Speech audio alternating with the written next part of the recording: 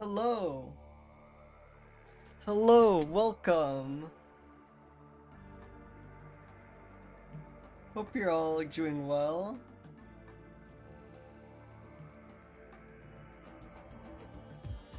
Wait, hold on. Why am I not moving? Let me get myself animated really quickly.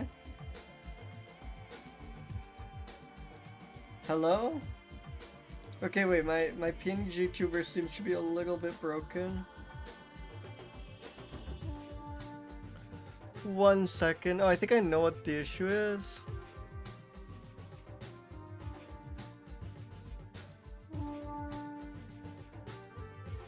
Hello? Wait, no. Okay, I think I can actually relaunch my PNG tuber. 1 second.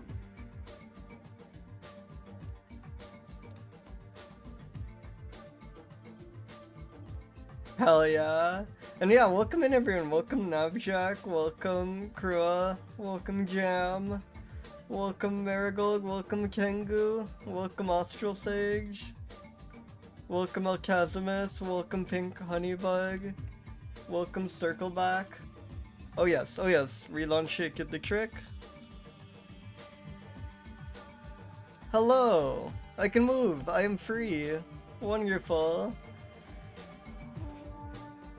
Hell yeah, but I hope you had a nice trip. I hope you had a good trip. Yeah, exactly.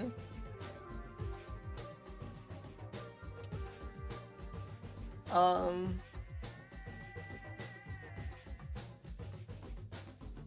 I saw parakeets. I was in San Francisco briefly, and I did see San Francisco's famous parakeets. I wonder if I have a good image of them.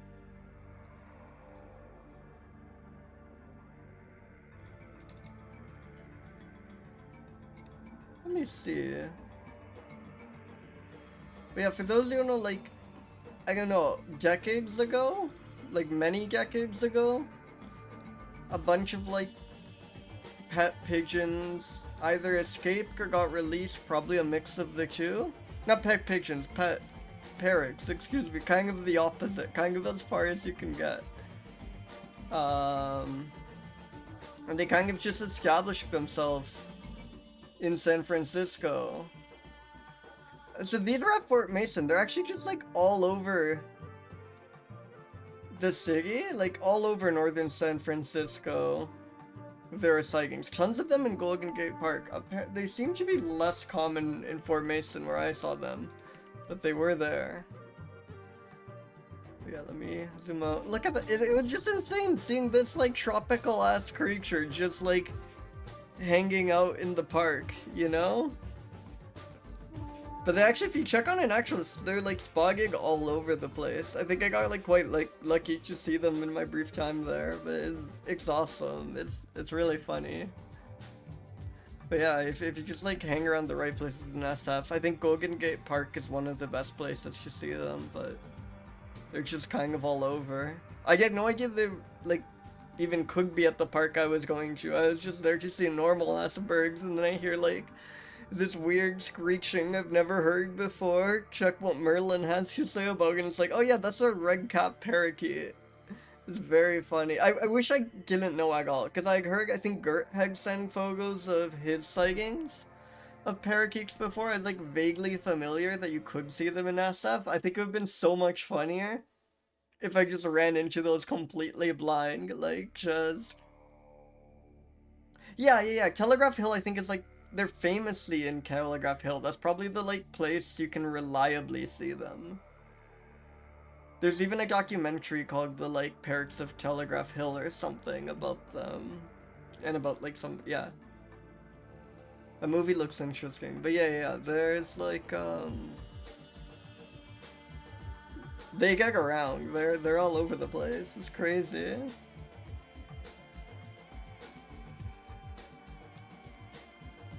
But yeah, Fort Mason's quite nice. Like, I saw quite a few birds. It's just a good park for walking around. I'm a little sleepy from You know, all that walking in the sun, but it was good. It was good. And I guess we can go ahead and spin some adjectives.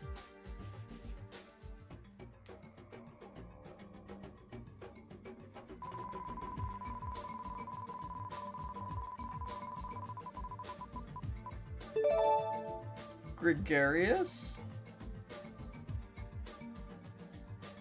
They like explicitly use this word quite, like they explicitly describe animals as gregarious, which is fun because I think like if you literally see, yeah, gregarious is a great word neutrally, but it's like very funny because this is an article that very plausibly will appear on a GBIF page for one of the mammals we get. Like, they just outright call certain species gregarious, and I think if that happens, like, we have to give an extremely high score. If they go out of the way to say it is gregarious, and one of our categories is gregarious. Yeah, yeah.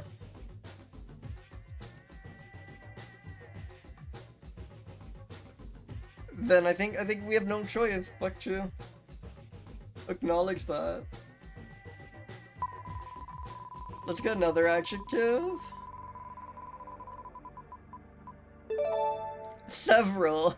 Fuck. I guess there's stuff we could do for several, maybe? Maybe? How several is this mongoose?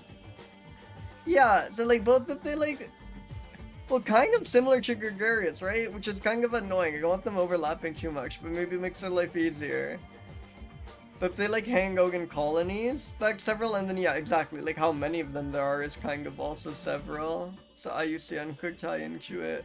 That is brutal though. Well, I was thinking Gingrich is low several score, but you're right. Several kind of means only several too. It's not many, right? It's just several. Wait, that's like harder. Yeah, maybe need a sweet spot. Maybe if they like roost in colonies of 100, that's too much. That's no longer several. But if they roost alone, that's too little, and that's no also. Man, this one's just kind of. This one's just kind of fucked, I think.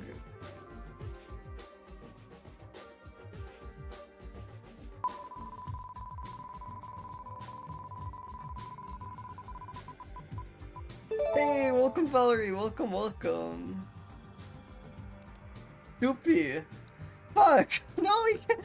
Several and Soupy. This is gonna be hell. I don't know what. Soupy is kind of awesome. Soupy is kind of wonderful. But how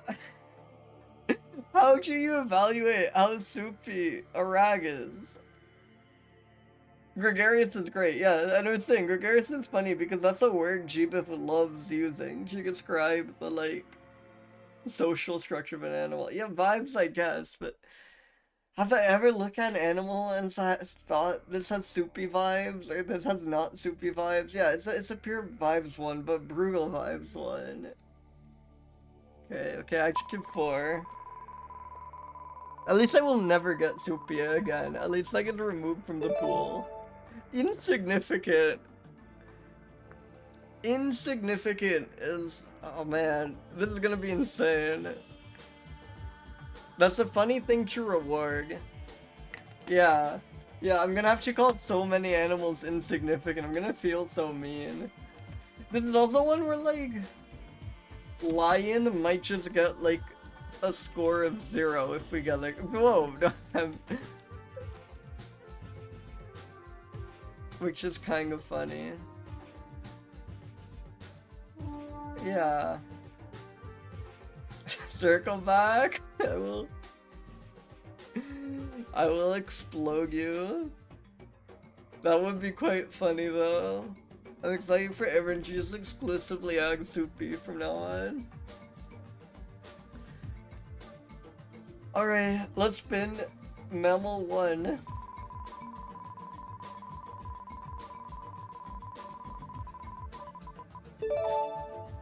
What?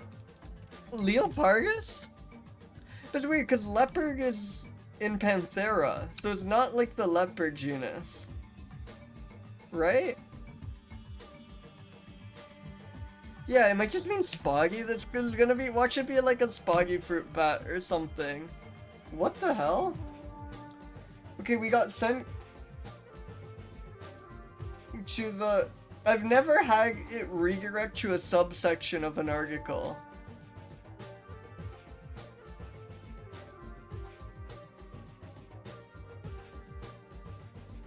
So it seems like maybe a subspecies of the pampas cat.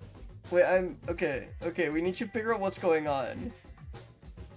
The pampas cat is awesome, but this might be illegitimate.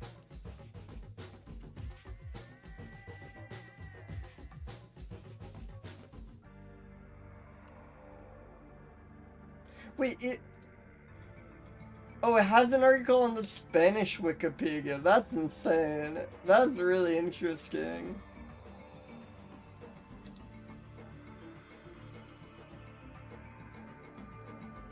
But GBIF seems to consider this its own species? Oh wait, can it just get renamed? Do we have Leopardus colocola? Maybe the species just got renamed? No, we do have colocolo.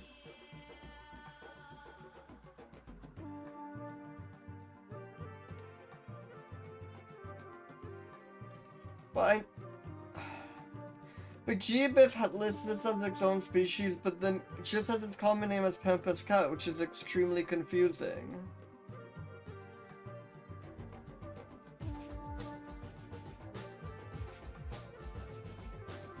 There's also colocolo and colocola. Colocola is what appears here, colocolo is what appears on my wheel. And if I go to colocolos, no, that's the central Chilean pampas cat. Weird.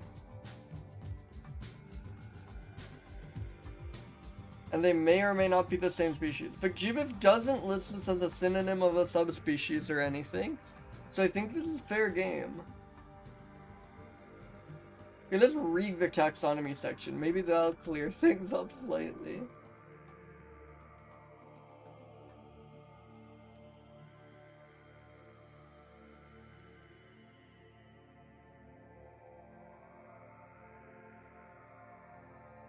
Yeah, so since 2017, the cat classification task force of the cat specialist group.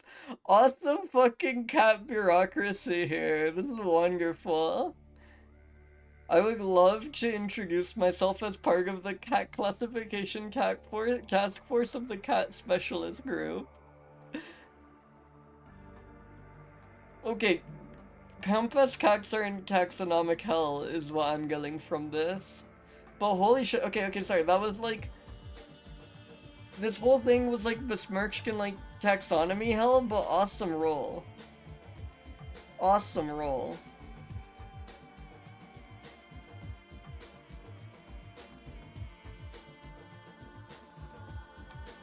Yeah, now let's observe the... Except, I can't observe this one too closely, because I don't know if this is the right kind of pampas cat. So the one I want, the pajeros...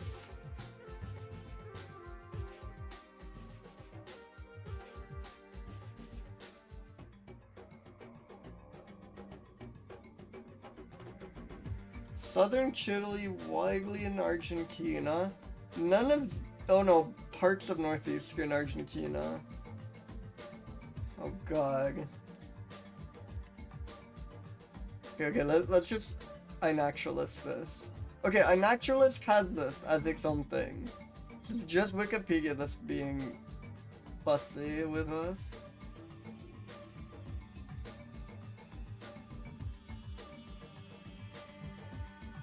Yeah, well, I feel like I understand the taxonomic situation vaguely. Like, it just sounds like it was originally split up one way, and then it was reevaluated to be a single group with several subspecies, and then very recently it's now just a species complex and we've kind of given up. It seemed like the most recent study they mentioned was the May 2021, which proposes 5 species in the species complex. But then in 2022, one of those is actually a synonym of some earlier thing. Yeah. This is like 2020 paper that's mentioned on Wikipedia. I think just splits it up into 5 groups. So I actually think Wikipedia is behind, like, by its own admission. But maybe they just view the taxonomy status as, like, too unresolved to, like, actually make separate articles for those species. Because if it's a species complex, that kind of means we don't really know what's going on. But oh my god, this is a beautiful creature. God, the, like, wild small cats are so fun.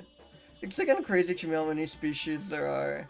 Yeah, it has these, like, really, I don't know, kind of cloudy eyes. Welcome, Gert, welcome. Species complex, from what I understand, is it just means we have, like, a bunch of species, but we're not clear exactly what the boundaries are. And their, like, definitions are kind of fluid, and they're, like, often indistinguishable. That's, like, probably not right, but that's what I gather from, like, where I see it. It's something like that, like, there's this big group of species that we kind of lump together. Yeah, species situation complex. I'm just looking up on Wikipedia. Yeah, okay, it is what it's describing more or less. Yeah. The boundaries between them, a group of closely related organisms that are so similar appearance and other features that the boundaries between them are often unclear.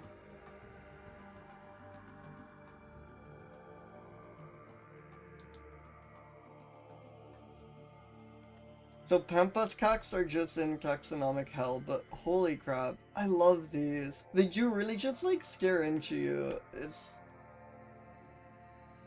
quite incredible. God.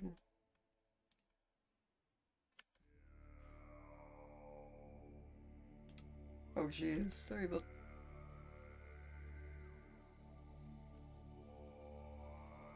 Yeah, actually, like, wild cats native to the New World feels quite unusual to me too. Like, a lot of the, like... Yeah, it's hard to live up to the palace cat. Welcome, farm skags. But, I don't know, it's also just... It's like, fur is so, I don't know, like, elegant to me. Like, it has this extra level of, like, fluffiness that it has these stripes or something. It looks so, like, wise and magical, you know? I love the nose too, the, like, pink nose. God, awesome creature.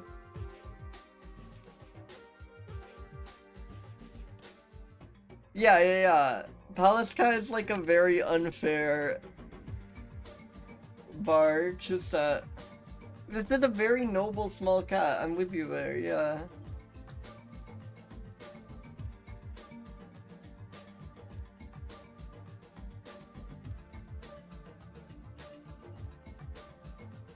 This image is by...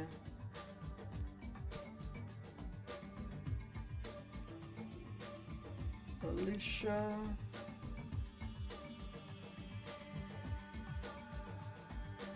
Southern question mark pampas cat. Let's read about these.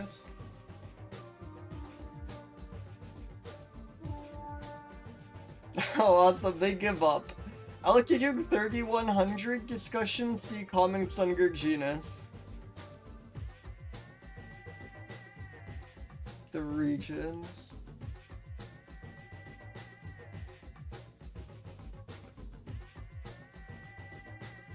Awesome, the Pampas map.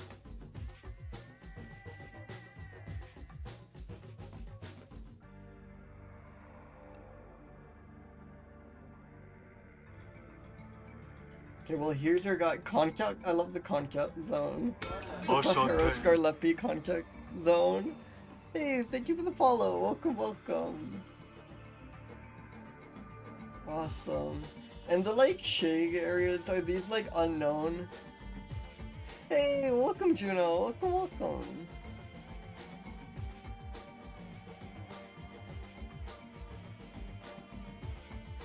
Awesome. Or is the green just telling you where the Amazon is? I think the shaded green area might just be telling you where the Amazon is, which is kind of awesome if so.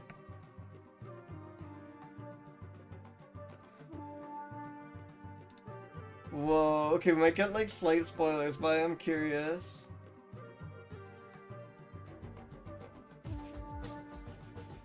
Oh, but I think there might be even more American small cats than this. Oh yeah, because there's ocelots from the Americas. I actually didn't know that. But I think no, but I've seen on an actual list that there are a few ocelot sightings in the U.S. Like they're extremely rare. But I think there are a few just like near the border or something. So I guess that makes sense. And I think we've hagged the margay before. So I guess I did know that there were wild small cats native to the Americas, but God, awesome. Good genus. This one's so funny to me because it really just does kind of look like a chubby house cat, which is awesome. Like, and it's not even the same genus as the house cat, right? It's not even a Felis.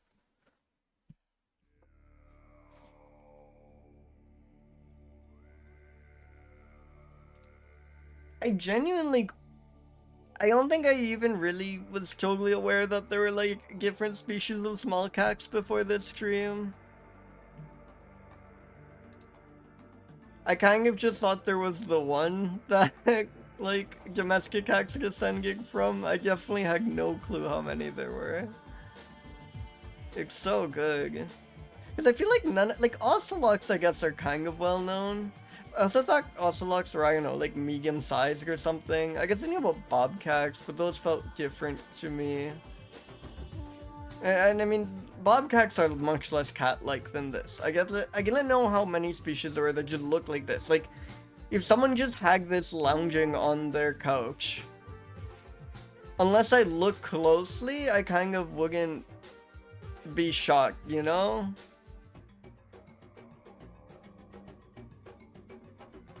Yeah, absolutely, Valerie.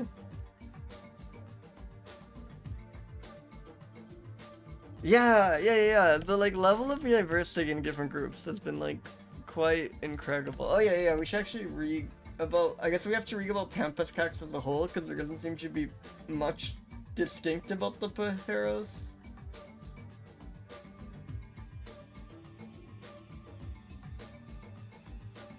Six variants of pelage occur, all but two have dark lines on its cheeks. Okay, but where's like behavior? Are these solitary?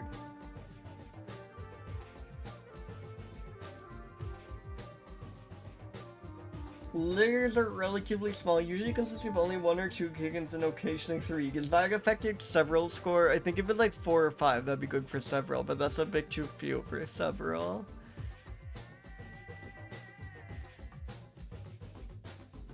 Yeah. I also feel like cats can be kind of solitary. Creatures in the wild is my understanding.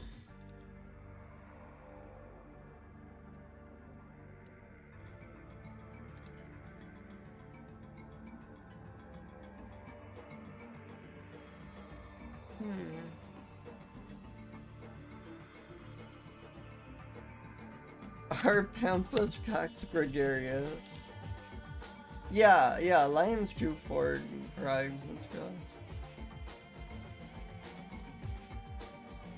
Here, Caget magazine, awesome.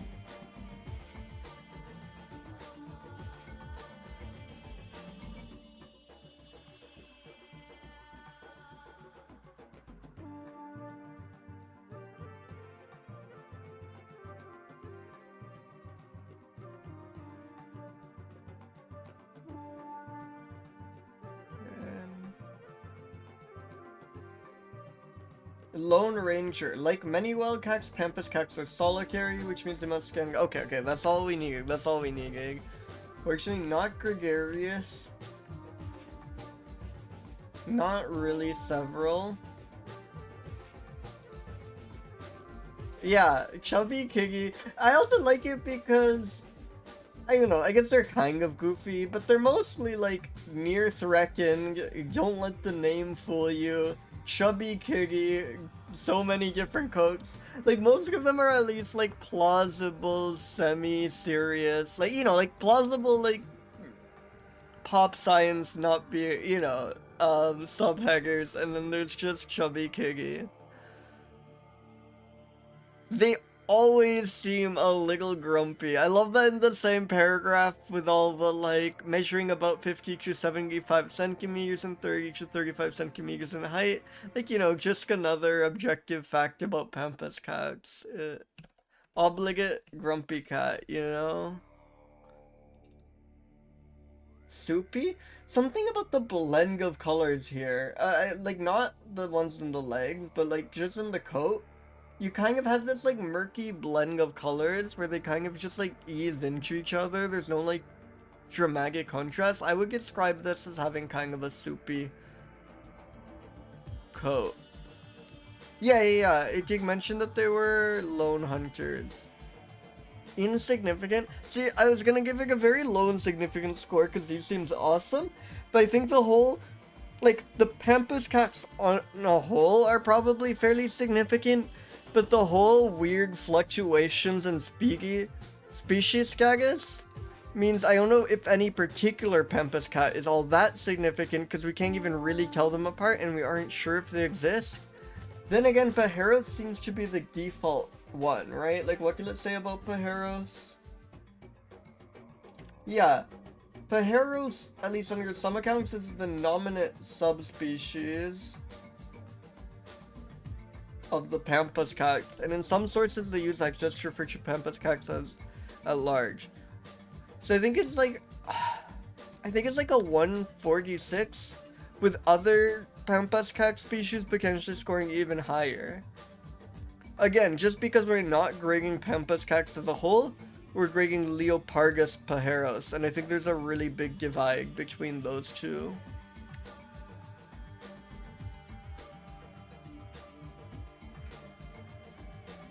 Yeah, exactly, Gert. In taxonomic chaos.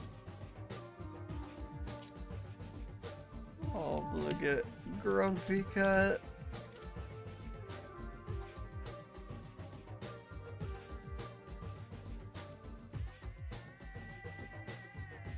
I still feel I haven't read that much about it. Mostly preys on mammals and birds. Guinea pigs are thought to form large parasitic giants along with fuscus and other rodents in the ground-dwelling kinamu. Kinamus are really cool. Sorry, another weird taxonomy rant. Kinamus are really neat. First off, they just look awesome, but they're also like some of the most like strange birds. Like there are they're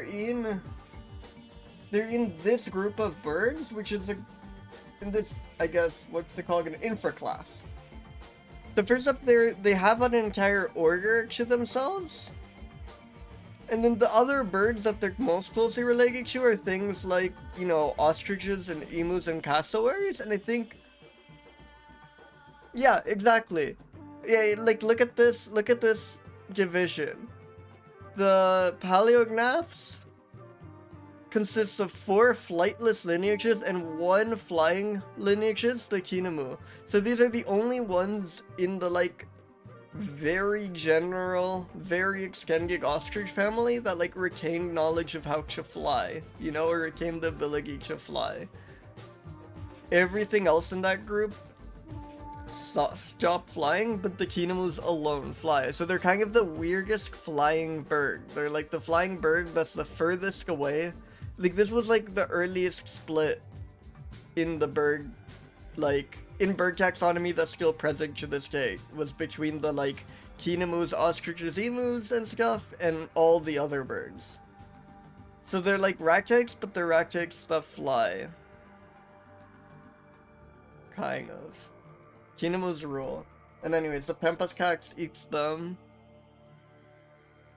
I always love like looking up when there's a new like taxon I haven't read much about before. I love finding out who the like weirdos are. Like who are the guys that are like furthest away from all the other ones taxonomically, who like branched off first, and Kinamus are the like weirdest flying birds taxonomically. They're like the flying birds that get the least related to any other flying bird. Eats Kinamus. Very noble looking creature with a powerful gaze.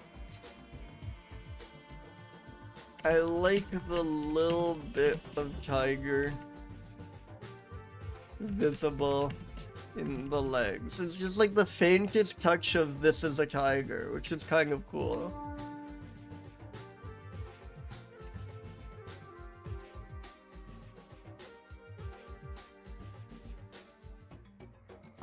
Alright, let me spin another mammal. yeah, that's true. Rhizomys, awesome. The Sumatran. What's a rhizo? I'm thinking like rhizomes, whatever. Those are things. Large bamboo rat. Wait, what the hell? They look like this? That's quite an awesome. This is so, I don't know, like JRPG grunt enemy looking creature.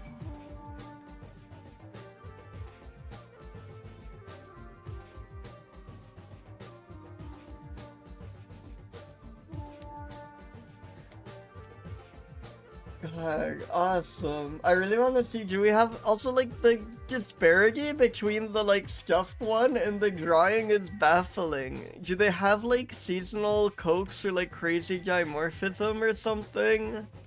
These are just like clearly different creatures. Oh, it means root. Root mice.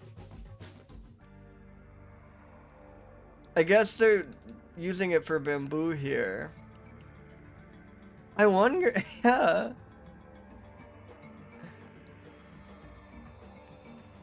Gray brown to dull orange brown fur.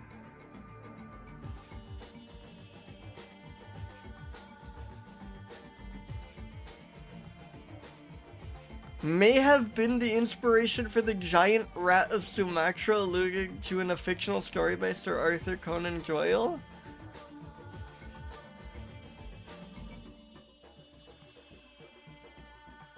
In Sherlockiana. Very... is this a real word to any of you all? Are any of you for...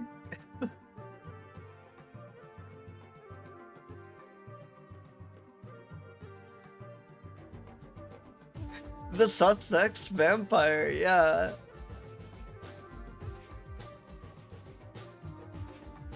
Insane. Oh man, we could go in a deep tangent here. Excuse me? In the 1975 novel Sherlock Holmes's War of the Worlds, a sequel to H.G. Wells' science fiction novels The War of the Worlds, written by Manly Wade Wellman and his son Wade Wellman, as a pastiche crossover which combines H.G. Wells' extraterrestrial invasion story with Doyle's Sherlock Holmes and Professor Challenger stories. This is like one of the most beautiful, this is one sentence, right? This is one of the most beautiful sentences I've ever seen. Like, leading off with the 1975 novel Sherlock Holmes's War of the Worlds, and then going into it being written by Manly Wade Wellman and his son Wade Wellman. Yeah, Sherlockiana is an insane word for it. Manly Wake Wellman. Is Manly just like a real given name? There's no way, right? No, somehow this is his actual name, and then he wrote under 11 different pen names.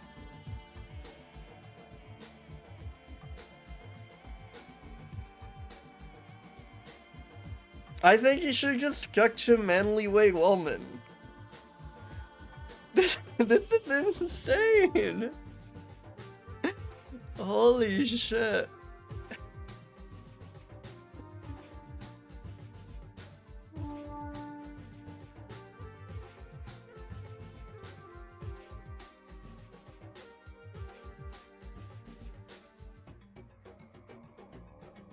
Incredible. Large bamboo rat, large...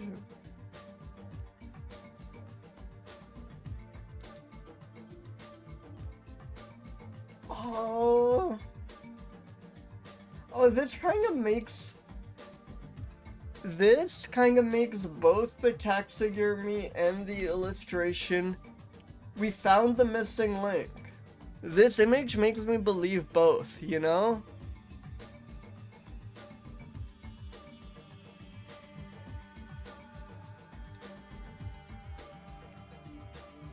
Like, if you look at them here... If you look at them here... That could plausibly be the same kind of creature as this, and, you know, I guess they just exaggerated the colors a bit to really hammer it in. And that could also be the same creature as this. It all makes sense now. Incredible.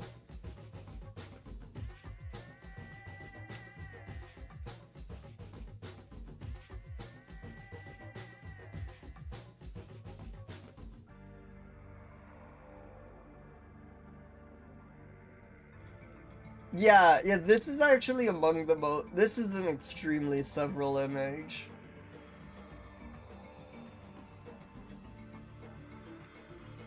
I think there are 5 here, and I feel 5 is like among the most several numbers you can get, right? Is 5 the most several number? 5 feels more several than 6, but 4 might be close. Hey, welcome previous one, Care. Welcome, welcome.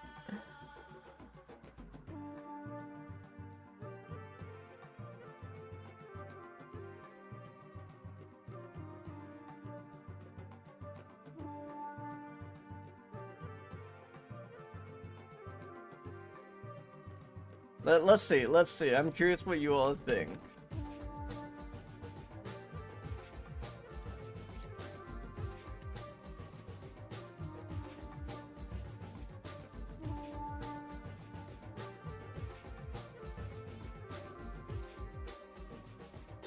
I'm gonna run a poll. This is gonna be a long poll. I want everyone to speak their voice.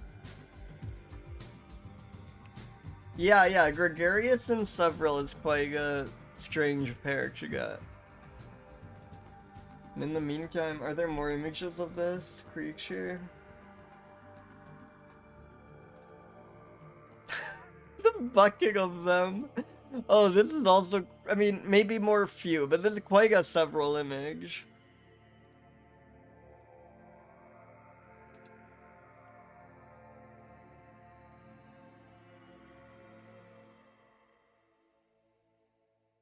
Yeah, I could see that.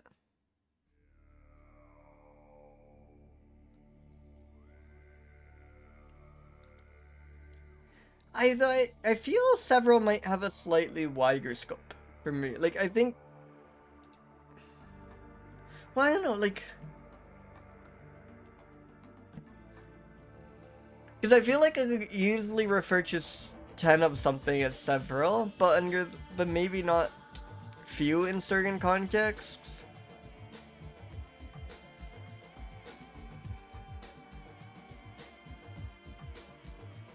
Like, I think they both kind of start at 3. I don't think you can use either word for 2, and I think it's fine using both words for 3. It might depend on what you're talking about. Wow, Trisky, thank you so much for the intense. raid. Welcome. We're Man's currently always debating intense. which number is the most several number. So if any of you have strong feelings, well, we're also, oh yeah, I should explain what the hell is going on. I'm young. I'm on a quest to review every species of mammal, and our current mammal is a large bamboo rat, pictured here. Today's adjectives that we spun were gregarious, several, supine, and insignificant. I hope Chige went well. Was it Beijong? Hey, welcome Mage, welcome Atelier Dino, welcome Fire Mountain. Yeah, Mahjong Mange, hell yeah.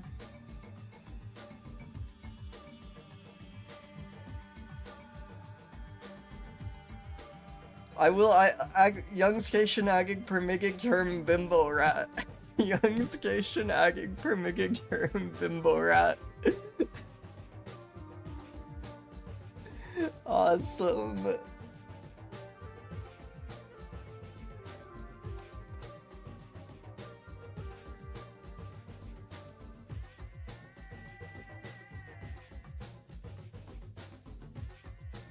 Check out this image. But thank you so much for the rig, and no worries, Agol, if you need your rig and run. I do that all the time. I love these creatures so much. Hey, welcome, Scorched Friend. Welcome, welcome. God, they're so awesome, and they're so several. They're like crazy several. Yeah, but 3 I feel maybe isn't the most. I think there are too many people talking about the word few, I think. And 3 I think is chief few territory, and maybe people having that on their mind makes it feel less several to them. But 3 is also quite. I don't know, 3 is fairly several to me. But I think 4 is definitely more several than 3 to me.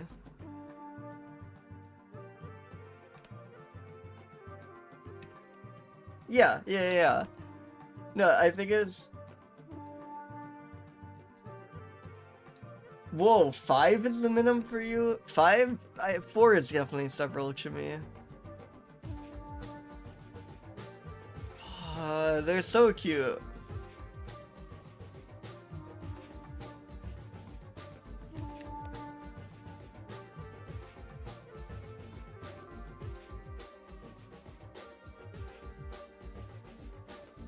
They seem, okay, we should read up on them, but just from the images, they seem so gregarious. He emerges from a baroque feed and is known to climb bamboo. Moderately tolerant of human disturbance.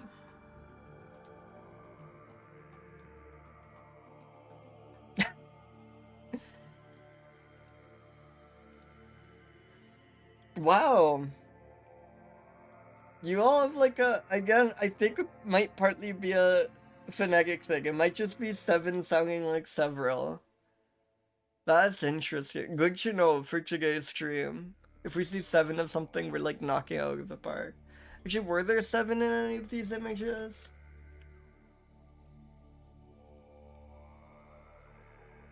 Oh yeah.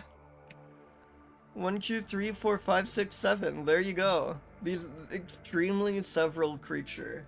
I actually feel this is like one of the most several creatures I've seen. Almost every Fogu of living ones has like 3 to 7 of them in it. That's quite rare, I feel.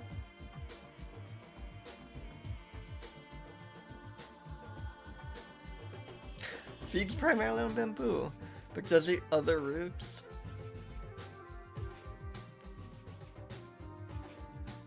So is bamboo like all root? Because they're called root mice, as bamboo rat, Rhizomys, as we've established, means root mouse, but it's used for the bamboo rats. Bamboo's is big grass. Oh, okay. It's just weird to me that says feeds primarily on the bamboo, but then it eats roots of other plants. But maybe that's not weird. He is hunting for food.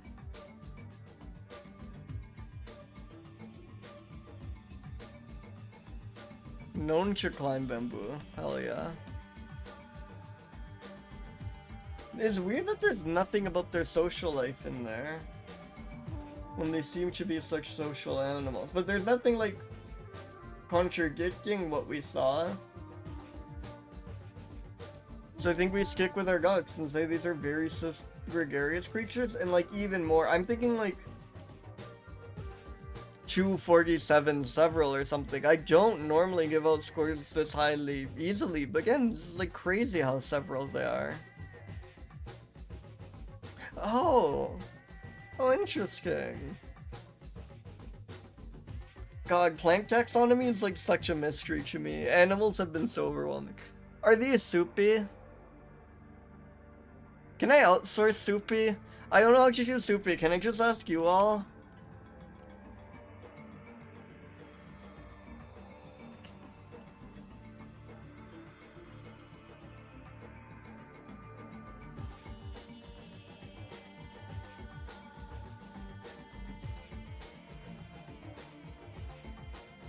Yeah, they were in a bucket.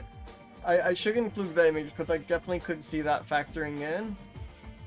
There is an image of them in a bucket. But there are also many images of them not in a bucket.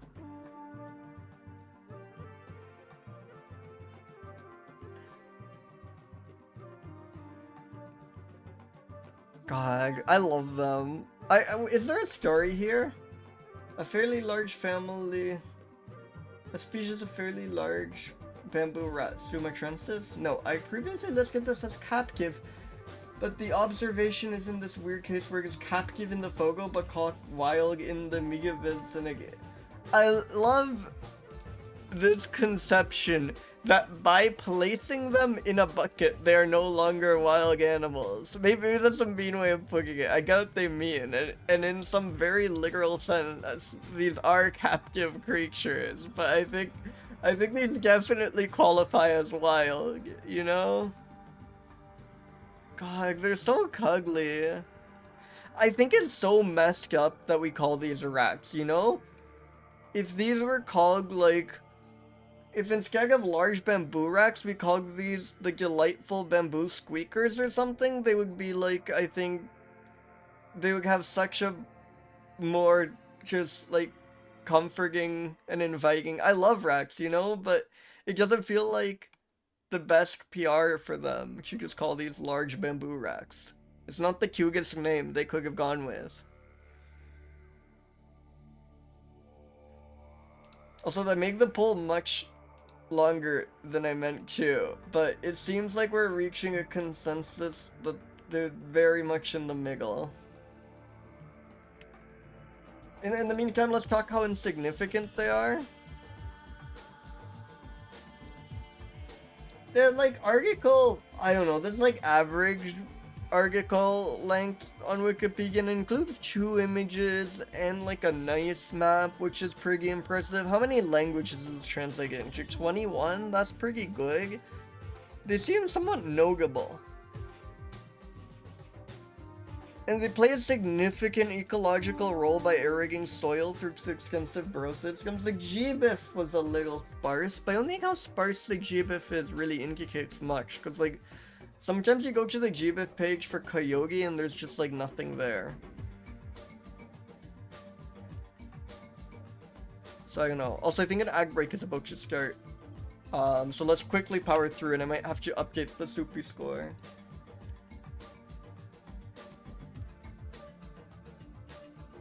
They're still not like deer, they're still not like lion or something in terms of significance. Awesome hairstyle.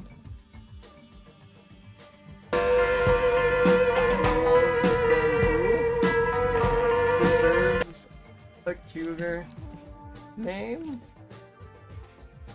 Hangs out in the bucket. I think that's good.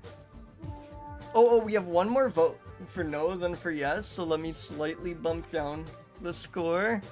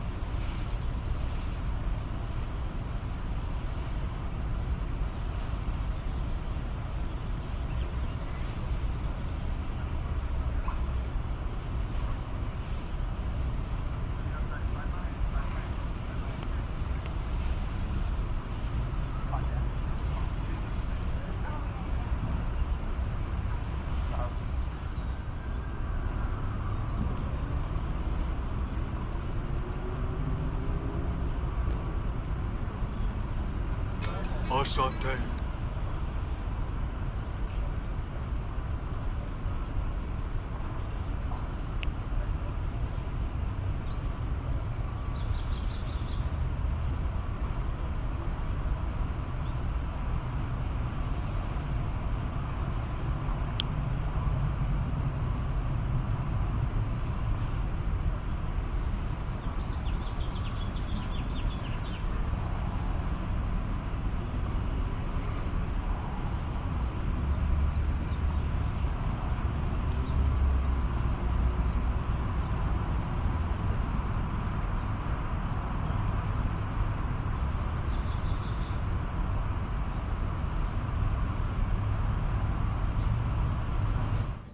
Hey, welcome back. That is insane, Archibald. I'm like slightly pissed that I am forced to air ags for creationism on my like biology education stream, but I mean I shouldn't say biology education stream. I have no idea what I'm talking about. I'm not qualified, but I like to think we do learn things here. But like creationism is almost so like insane and obviously goofy to me that I'm like not as bothered as I should be. Like I hope no one watching here sees creationism as plausible. It's like evolution is like one of the most thoroughly confirmed things. We have seen it happen like with our own eyes many times, but that is insane. And that definitely, like, Twitch should definitely not be just like airing pro-creationism ads on science streams like that. I don't know. I guess they don't care. I guess they'll just take anyone's money at this point, but like, what the fuck? Oh yeah, Olgarth 100, yeah. Olgarth creationism is chill. It's a several gauge drive, that's insane.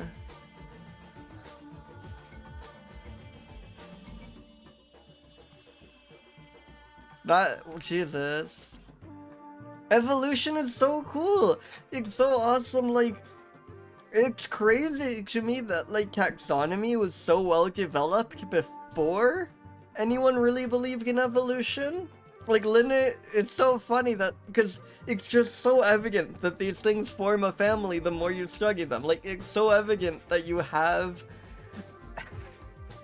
that you know, speciation has slowly happened over time in response to changing habitats and stuff. Like we basically figured out the entire evolutionary history of animals with like a ton of massive errors, but still we figured out a ton of it before we even had any idea what was happening because of like how clear it is. But it's so fun. It's so fun, like, thinking about the last common ancestor of species and learning two species that you wouldn't expect to be related are, and learning about their like weird similarities, or learning that two species you would expect to be related aren't, and learning about their like weird differences. I don't know, evolution is very cool to me, like, just genuinely.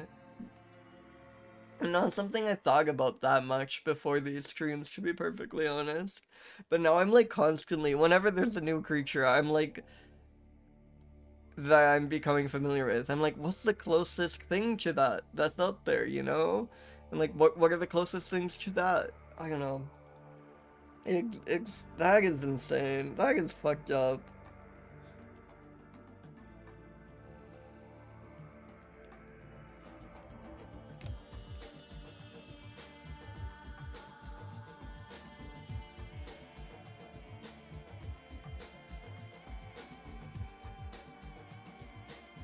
But yeah, I think this is what we had for the large bamboo rat, which is, yeah. I'm slightly tempted to, I don't know, post a Twitch user voice thing or something.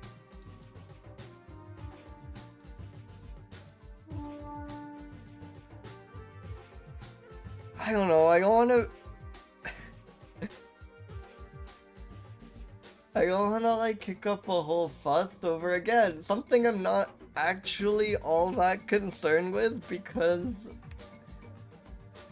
that shit is insane and you all seem smart and chill, and I don't think anyone here is like on the fence of being converting to young earth creationism. So in a sense, like materially, I don't think it's a big deal, but they really shouldn't be doing that. Like that is just so embarrassing for the platform, you know?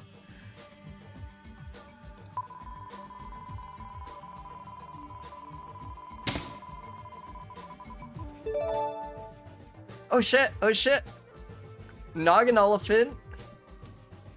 Unlike, despite what the name may suggest, but arguably better.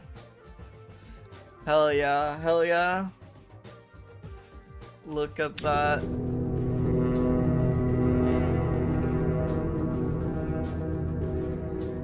True! Not taxonomically, but by our metrics. And yes, and yes, and yes, we have to go through the full elephant shrew tradition, which means me going on the long rant about how taxonomically, evolutionarily, elephant shrews have like nothing to do with shrews besides being mammals, placental mammals, I guess. Like they're actually closer related to elephants than they are to shrews, which is kind of insane.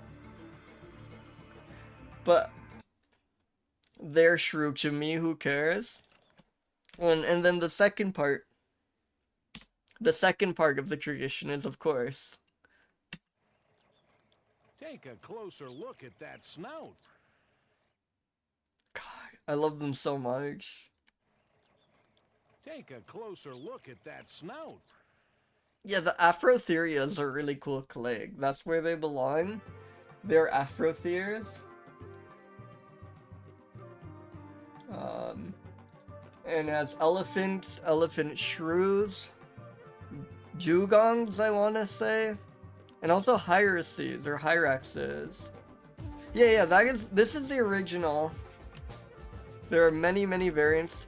There's also like someone just re-uploading this exact video under the name "Take a Closer Look at the Snow" and got like 50 times as many views or something, which annoys me slightly. Look at that snout. Take a closer look at that snout.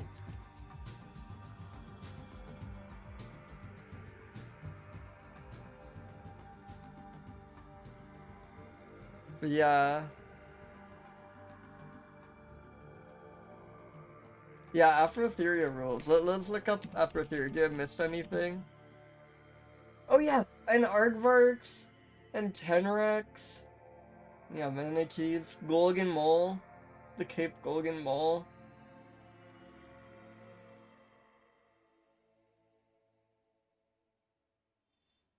I am not familiar with what the sneef, but possibly.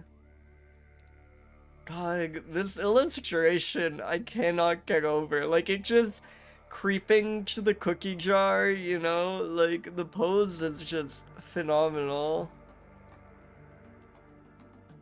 It's kind of Young's one cryptic with it, you know?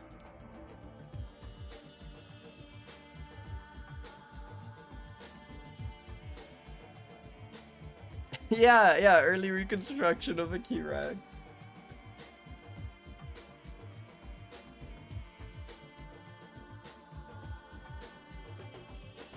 Yeah, okay.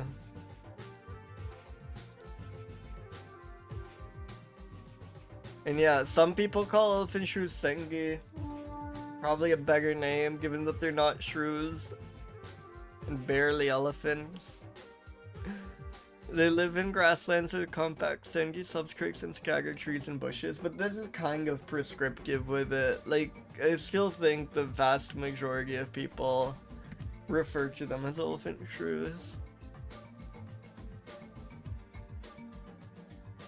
Well, at least when speaking English.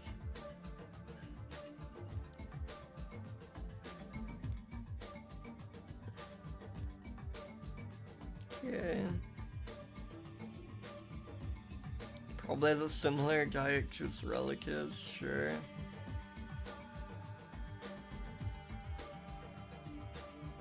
very mysterious. This might get a very high insignificant score, as much as I love it. Not a single observation? Like 3 georeferenced records? Data deficient taxonomy status? And no like real info. But we do have an awesome illustration.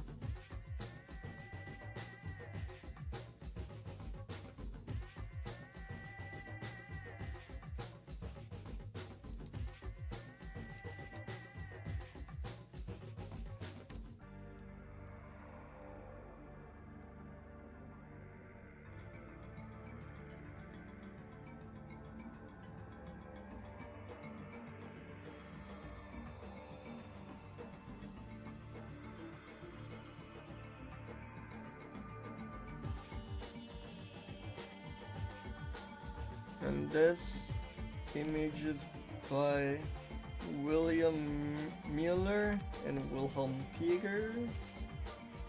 I'm sorry, Wilhelm Mueller and Wilhelm, by double Wilhelms. That's pretty cool. Or maybe one Wilhelm with like under a pair of last names. Elephantula is an awesome hypothetical creature. That is wonderful.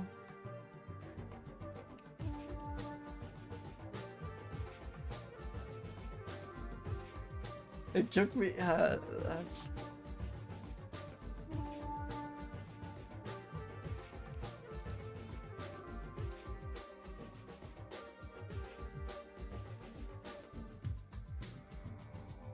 Oh, that is definitely an elephant shrew. Yeah, zero go. They move their like snouts in such an awesome way. It's like they have so much motor control over it.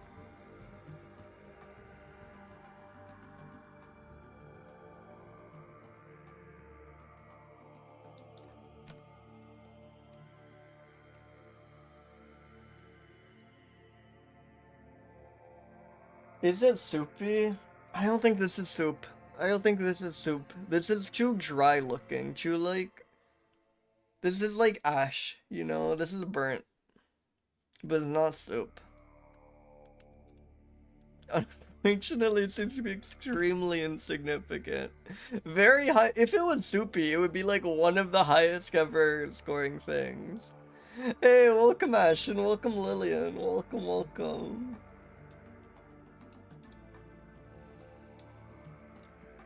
Great pose they depicted here. Speaking about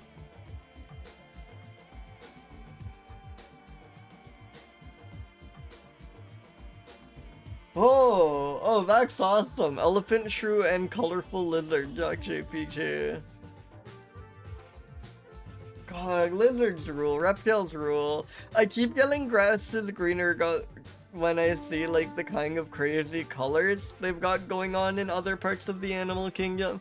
Of course the trade-off is I think mammals have exceptional like shape diversity. You gotta pick if you want varied shape or varied colors, and I think I'm like I should appreciate what I've got. The like shapes you get in the mammal world are like insane, are incredible. But yeah, this seems to be the common flat lizard. Again, oh no, sorry, yeah. Which again, crazy name to give such a cool creature. Imagine seeing this, like, beautiful gay lizard.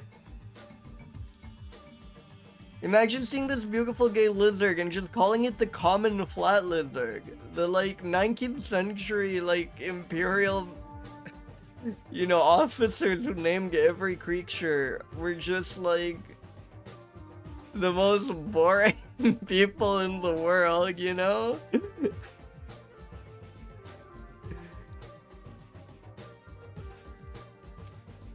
But oh, the colors are flipped. This is almost the like perfect representation of Gadian and Devil. It's just upside down, you know?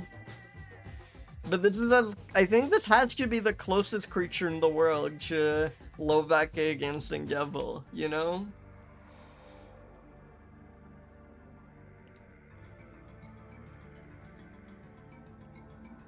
Yeah, I could be doing a hand scan.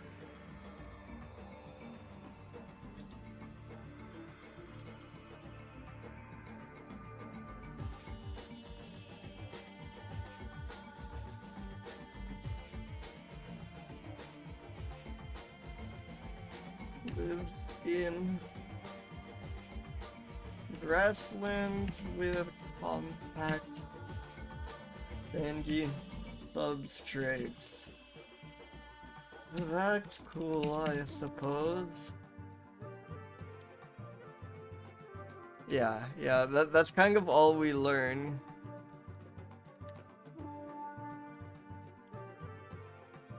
Like, let's spin another mammal.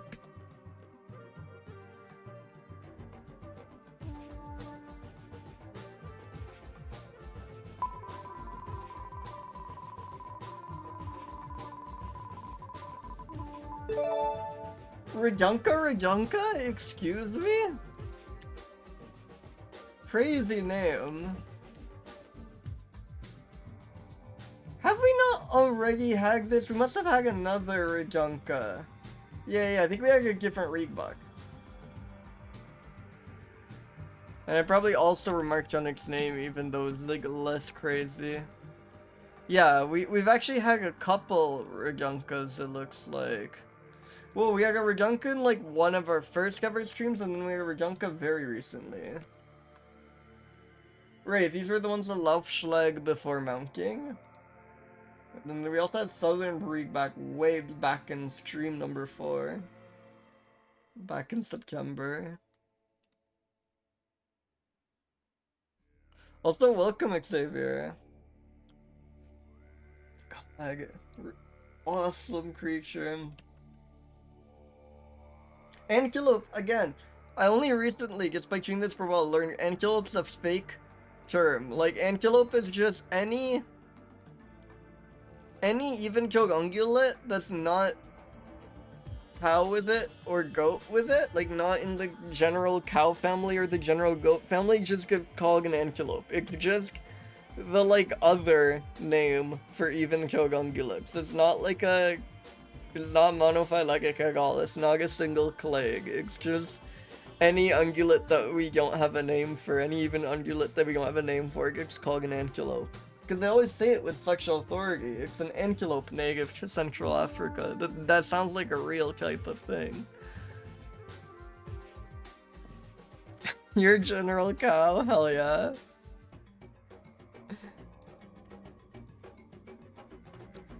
Gownerl, sorry. Yellowish to grayish brown coat.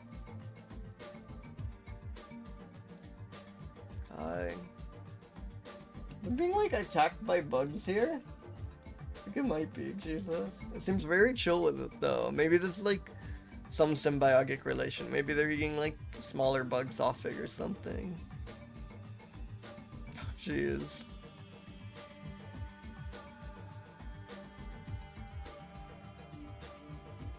Okay, eats grasses and tender reed shoots with high protein and low fiber.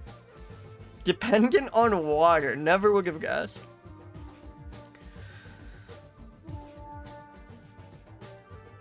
Primarily a nocturnal grazer, it may also feed at daytime.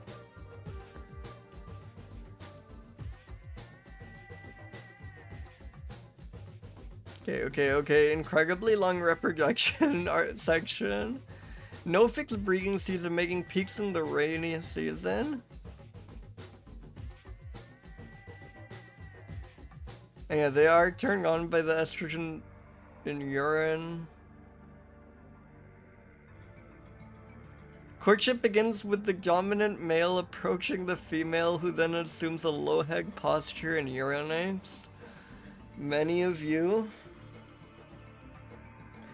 A male keen on sniffing. Okay, they really get into it here. Okay, wait. Copulation is marked by a single ejaculation, after which both animals stand motionless for a while and then resume grazing. That's really awesome. Just like an awkward moment and then they just go back to eating. Yeah, they are kind of so that just happened with it. Jesus.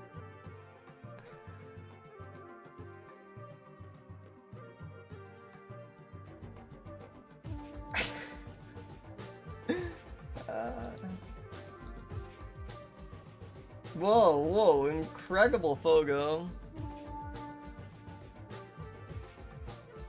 Okay, but what about attribution? Oh yeah. Oh, look at them go. I love the pose here.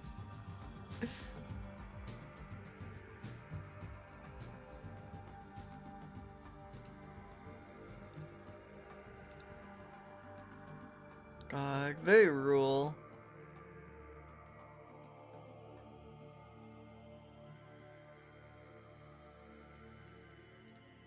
They're so good. Yeah, I love antelopes. I love ungulates. I'm so glad we're not in exclusive rat Helchige.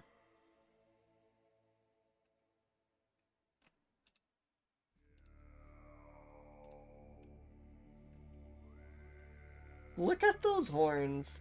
I'll never get off how, like, I'll never get over the fact of, like, how furnished and handcrafted and just, like, ornate naturally occurring horns are. This looks like it's made by a craftsman. Yeah, I do really love the foliage here.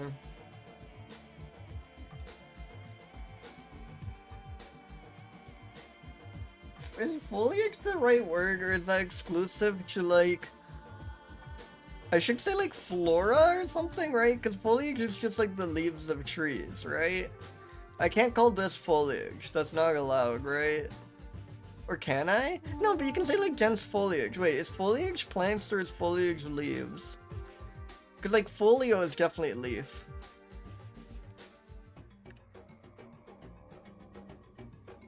I guess plant... Yeah, foliage is leaves in particular. But I guess lots of plants have leaves. Is the kind of cool thing about plants. So maybe I can't... There's leaves here. Not many. But yeah, definitely... Interesting. Okay. Is this the brush? What's the brush? Can I call this the brush? Yeah. It makes sense that it would not apply to grasses. Is there, like, a generic word? The greenery? Yeah, maybe greenery is close to what I'm looking for.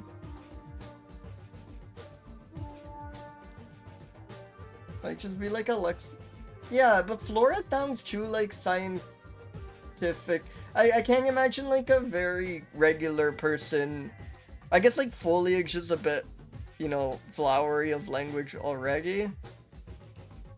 But flora, it sounds like the person's talking about is a big of a... Yeah, vegetation, maybe. Vegetation's like a... Yeah, vegetation's good. Vegetation's good.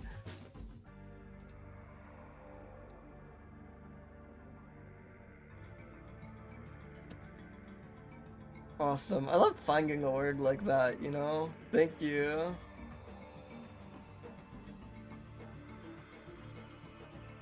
Yeah, it's nice when there is a word conveying exactly what you're looking for. The Bohor read book.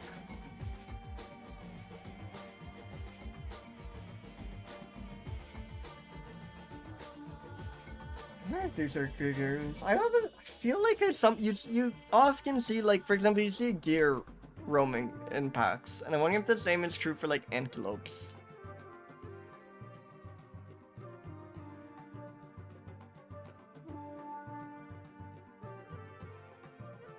Oh, carnation is really... Wait. Yeah, because, like, carna versus vegia. But then why are the plants called that? Why are the flowers called that? Wait, okay, another... Today's the tangent stream.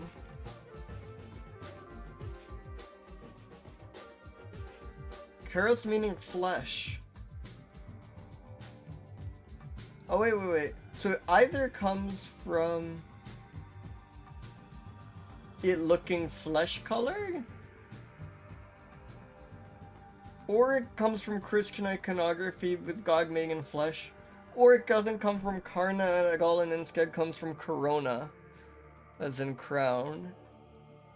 Crazy.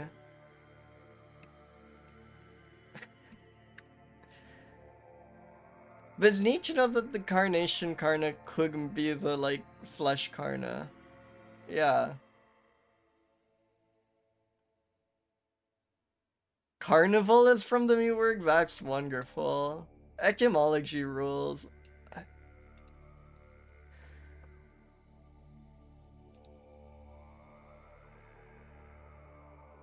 Nose, it is a grazer, awesome. Where's like the social stuff? Where's the... Is there any social stuff? No activity. Unclear.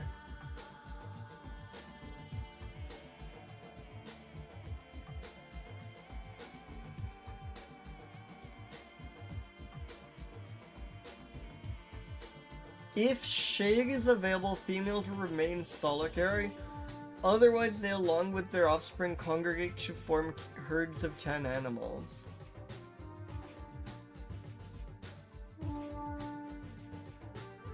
Okay, so they're middling, kind of.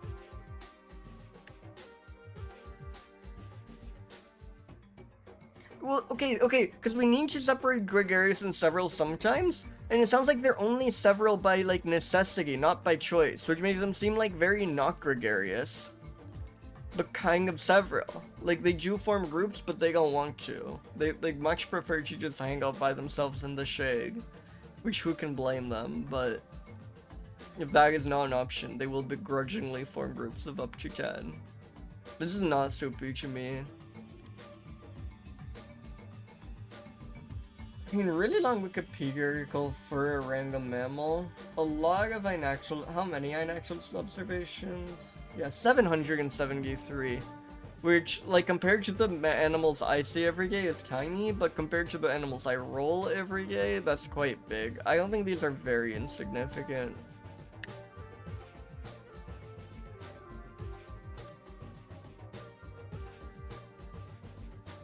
Okay, as far as comments go, I think just the one. I think this stands alone. I think copulation is marked by a single ejaculation, after which both animals stand motionless. I'll insert the 4. I'll fix the typo and I won't even do a, like, annoying sick or put it in square brackets. I will just give them the benefit of the doubt. Stand motionless for a while and then resume grazing.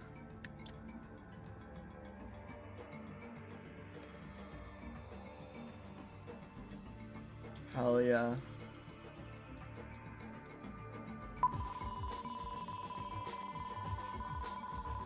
Also, thank you so much for the resub enemy. I think it happened just as the ag break was happening, so I don't know if I thanked you at the time, but thank you so much.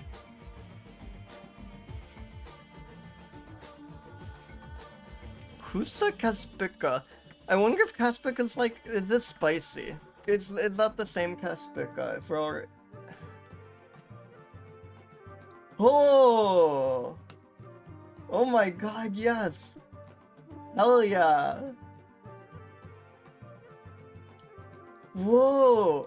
This is a seal exclusive to the Caspian Sea? Holy shit! That's awesome! Wait, there's no, like, yeah, because every other seal's, like, just in the oceans, right?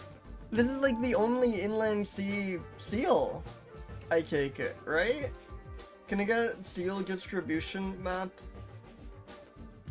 Holy shit, that's awesome! Also, welcome Go Gabagool Grow Gremlin. Yeah, they're all just, like, along oceanic coast. And then there's these guys. How did they get there? I guess probably when this was connected to the ocean. That's so awesome and also so precarious.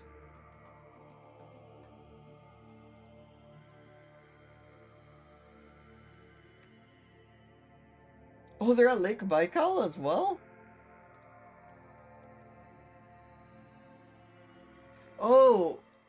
Well, it seems there's also the Baikals. Oh, there are also seals in Lake Baikal. Wait. That's exciting. But those are different seals. Whoa. Oh, and there's like seals in like Lake Ladoga. Oh, are there freshwater seals or is Lake Ladoga like a saltwater lake? I feel like there might just... Huh. And I'm very curious. Yeah, that does kind of suck. But yeah, there are Lake Baikal seals as well, which apparently are related to Caspian seals. That's so weird. Caspian exclusive seal, yeah. You will seek fish. They are endangered, unfortunately. But, like, kind of understandable given the habitat.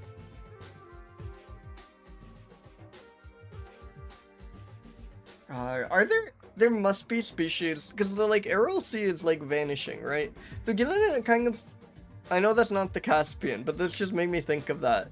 So, did I invent something about how the Aral Sea was, like, somehow, some people think it's gonna stabilize like a smaller size or something.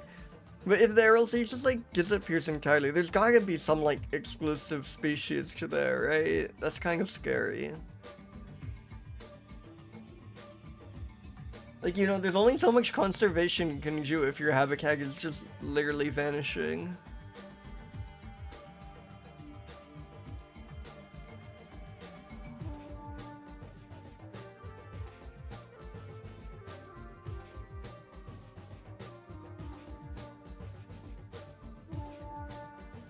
Yeah, seals I think are extremely soupy.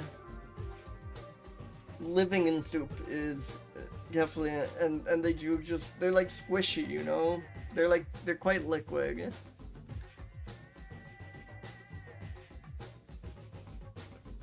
Hey, welcome Sheriff Ram, welcome. We have the Caspian seal, a seal like that exclusively lives in the Caspian Sea.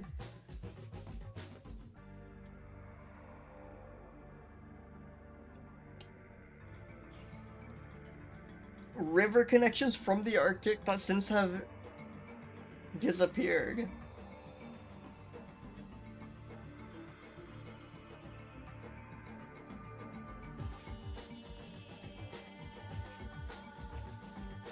Wow.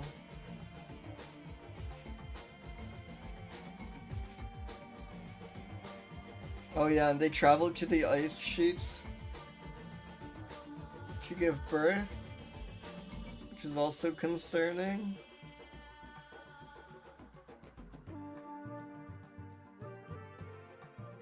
But that's kind of interesting. They like live in the southern region in the summer and move up to the northern region in the winter. Like this is like they like migrate across the sea seasonally.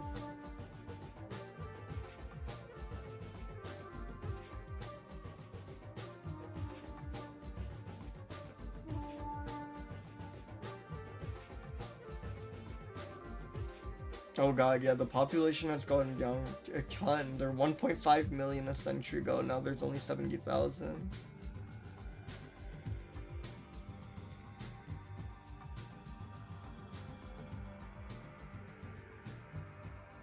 Oh, and then just in February 1978 also, just wolves killed a bunch of them. 17 to 40% of seals in that area. But they didn't even bother eating them. They just murdered for fun. Sea eagles are known to hunt. God, like...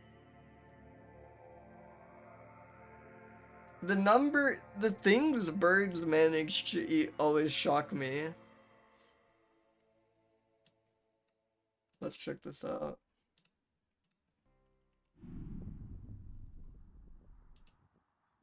They're so cute. They are incredibly slime aspect. They just... Every winter. They're so not like solid or rigid. They're just so like bulbous and squishy. The females. Like semi-inflated yoga balls that are alive. In this specific place. And again, all of this makes it so much funnier that they're like apex predators, you know? Well, not apex, but you know, they're like, sorry, that means something and isn't true. Welcome, Dribble Ninja. But they're, you know, they're very fierce hunters. It's so funny to me, you know? They're like ferocious beasts. Give birth and raise their puppies. Yeah, Pinnipegs rule. Caspian seals are difficult to observe. I know. Given the size of their population, Also, the like pups being so fluffy is just unfair, you know? we do know Like, it's messed up that they're allowed to be this cute, you know? even the size of their population is unknown. Yes, soupy is an adjective, What we do Chige. know is that they're hurt by quick changes in their environmental conditions. Incredible. Oh, this is the Caspian Seal and Rehabilitation Center. They've gotta have good stuff. Sorry, wait, I need to fix the BGM. Yes! Yes! Run that back, run that back. Yeah, as messed up we never domesticated these. It'd be pretty hard to like house them. Just, you know, the seal room, just the one room in your house that's just like filled with ice and water. Yeah, yeah. God, incredible.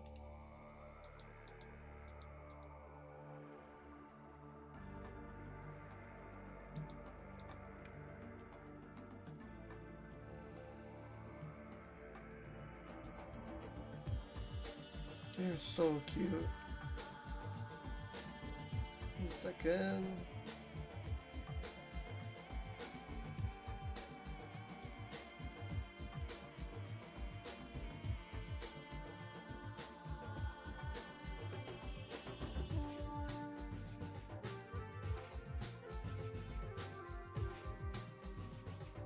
God.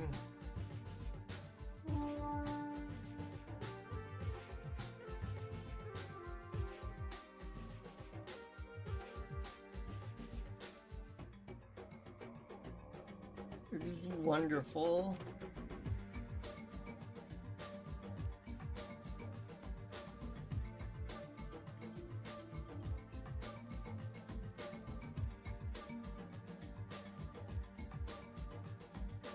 Yeah, seals are possibly the soupiest of animals, but is this the soupiest seal? I'm not sure. I'm just scared to give it like 250 because soupy is such a weird adjective, and then like what if we get, you know, the soup mouse or something?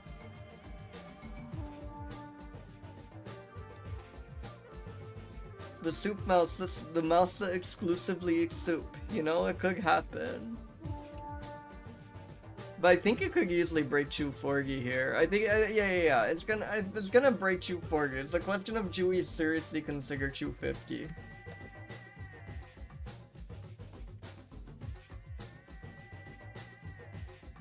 Because I feel like 250 should be kind of singular, unless there's like a good reason for multiple to have. Yeah, Campbell something. Yeah, exactly. I think you have to be like basically certain no other creature is as soupy as this creature to give it a 250. Yeah, today's have been excellent. I feel we're going quite slow, which is totally fine. Just because the rolls are so good. Like, I think we've spun very few animals because we're spending like 30 minutes on each one because they've all been wonderful. Despite centuries of intense commercial harvest of Caspian seals, little is known about their behavior. Yeah, humans are just incredible. I do like that they move up and down.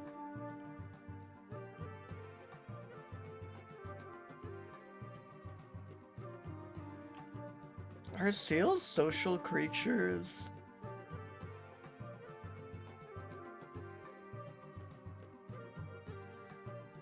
Yeah, yeah. If we were turning these into soups, that would also influence it.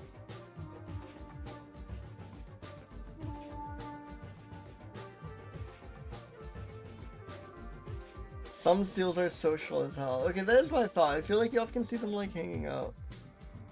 In here, well, this could just be parent and cub, but there's. Oh wait. Oh. These are gregarious to a point where they're maybe no longer. They're starting to lose several points because this is starting to get into many territory. But yeah, they do seem quite gregarious. And skill, hanging out in groups means you're several. They're just not as several as they could be because there's like too many of them almost. I'm going 248. I want to leave a little room at the top just in case. Fuck it, 249. But not insignificant though. These are awesome. These are so interesting. And, you know, centuries of, like, exploitation. They've been, like, a huge part of human culture for a while. Holy shit. Inland seal. Inland ocean seal. Inland sea. I want to say inland. Maybe I can just include the replication. They moved in from the Arctic on rivers that no longer exist. They hang out at the north bit in the summer. The north bit where it's cooler in the summer and move south for the winter. Eaten by birds.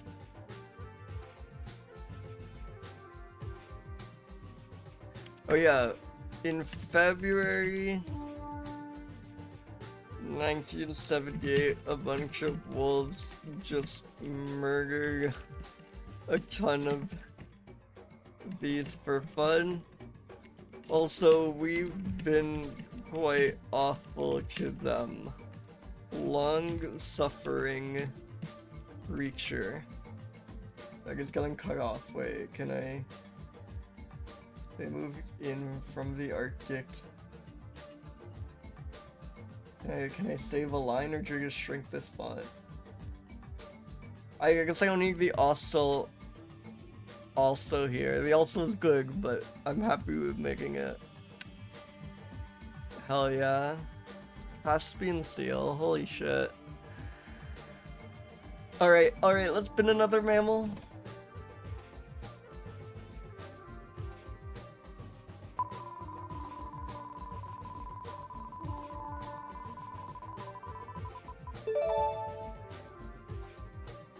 Holy shit. The cannabis mouse. Whoa! Another bamboo rat, but a different genus. And the only one in its genus. I love this photo. There's like night shots where it's like all the image is all fucked up are so awesome. It makes it look so much more like a cryptid or something. And yeah, the like red glaring eyes are so good. Exactly that emote. Yeah.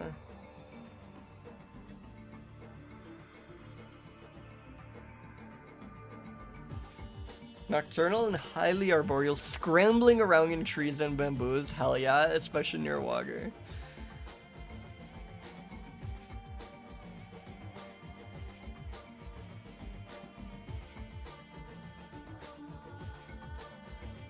Not a common species. 4 individuals per square kilometer. That feels extremely not several. They're just like almost none of they are so far.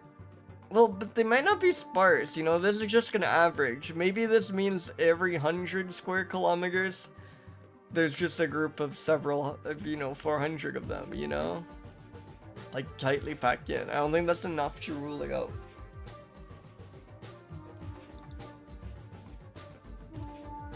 Oh, wonderful.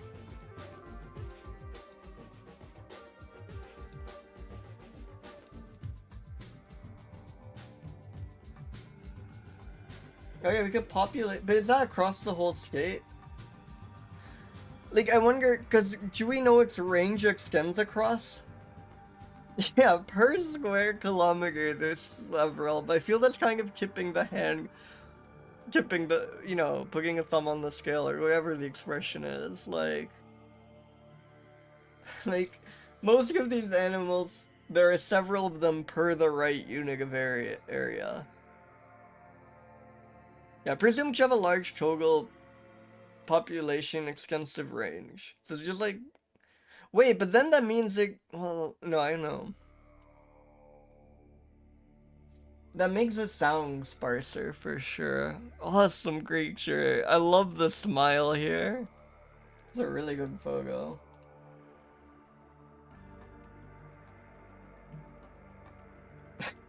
Scooping it up. Awesome.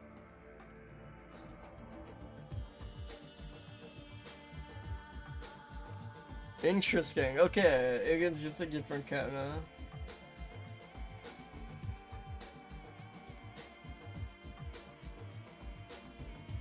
God, I love its look of fear here.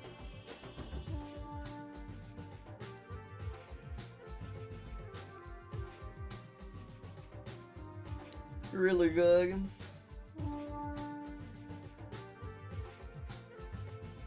I'm guessing these are solitary. I feel like most rodents are.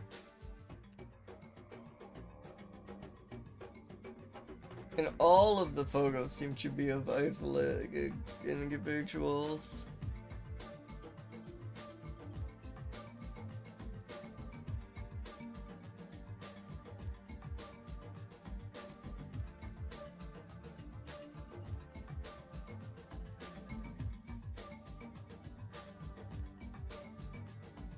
The Atlantic bamboo rat.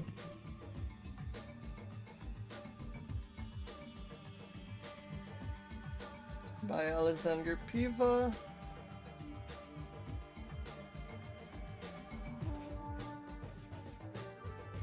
Let's read a bit more about them.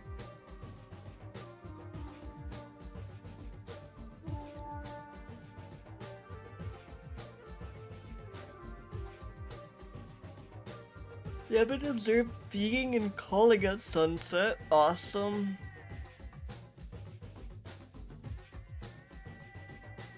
They live in the forest, but also bamboo understory, as we can imagine.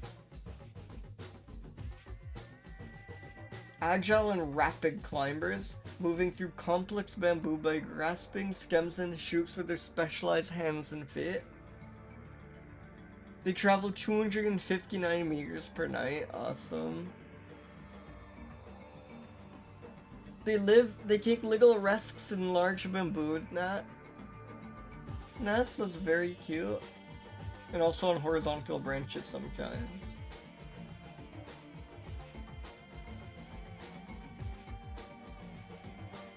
Difficult to locate in the canopy and rarely seen below 3 meters. Most reports result from noise.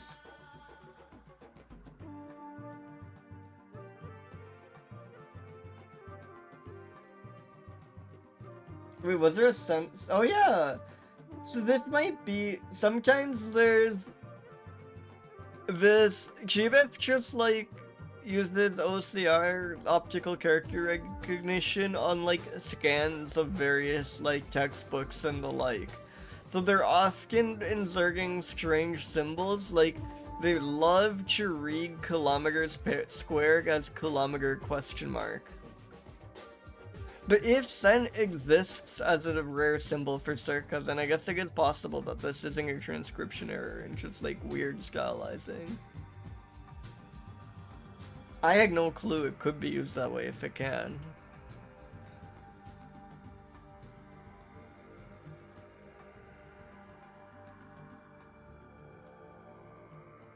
God. Oh! wait, but this is parental care, which I don't really think counts for gregariousness. Or maybe counts slightly. And they are socially monogamous. Both parents care for it. Delayed juvenile dispersal. Okay, I guess that's a bit gregarious. They like hang out with their kids longer than they need to. And they do huggle. But again, just within family huggling that they're describing here.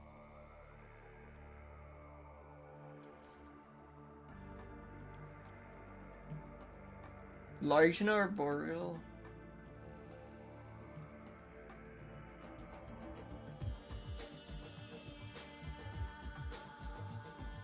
Okay.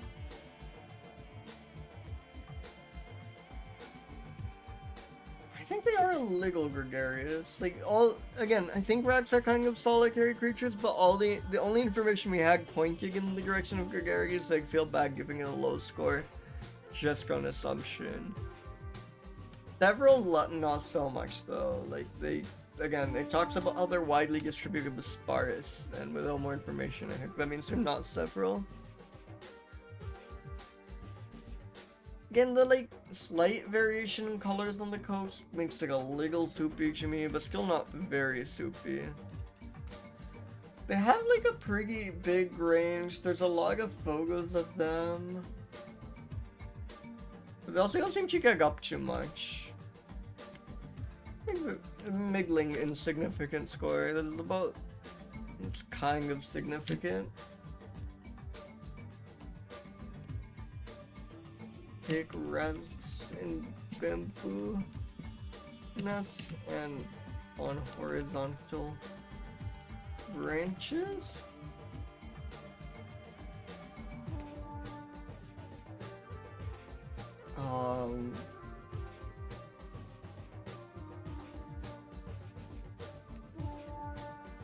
Scrambles around in trees and bamboos, and when alarmed issues loud squeals. I think that's good.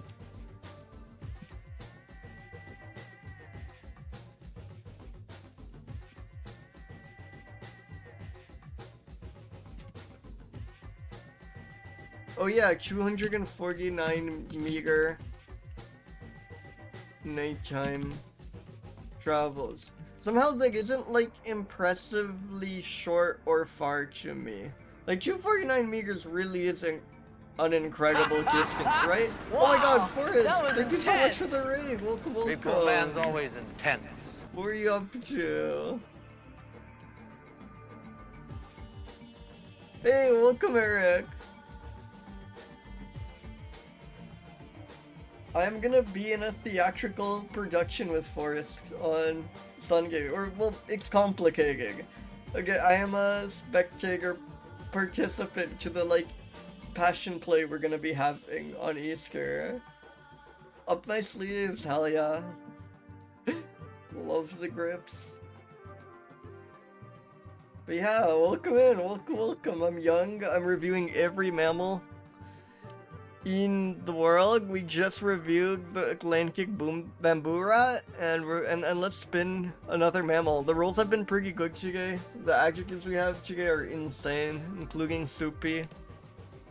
Somehow the like most unhinged adjectives have been like stock adjectives that were here from the start. There's like some deeply fucked up ones in there. And our next mammal is Mellivora capensis. Oh fuck! Iconic animal. This, I have to go on the narwhal rant again, where it's not this creature's fault that it's kind of the subject of an ancient meme, you know? We should, like, if anything, that's a sign of its, like, a beautiful and interesting nature, that such a thing would happen to it. Because these are extremely cool creatures. And I also think that, like, the honey badger don't give a fuck stuff is, like, old and bizarre enough that it's kind of endearing at this point, right? We all, like, There's nothing embarrassing left about that, really. It's kind of like past the threshold again. Yeah, unfortunately, the adjectives we have today are not particularly suited. This is not soupy, nor is it insignificant. And I do expect, yeah, a solitary animal. They go as far as you put that in the league. That's not even under a subheading. This is gonna get like a 50, which is really fucked up. It's gonna get an extremely low score. But yeah, extremely iconic creature, an incredibly impressive creature. This thing just can hunt much larger prey, which is kind of terrifying.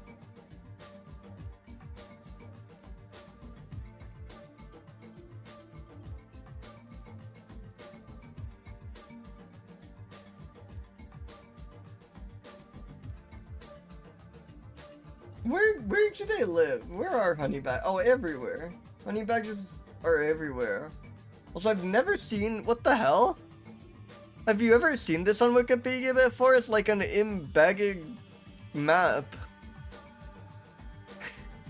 This is just like what's listed under their range, and it's just like an overlay on OpenStreetMap. We can figure out like exactly where the vertices of the polygon they use to describe the range.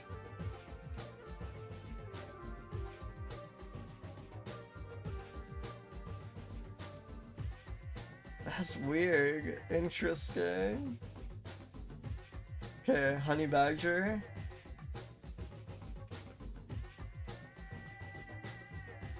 Many subspecies. Yeah.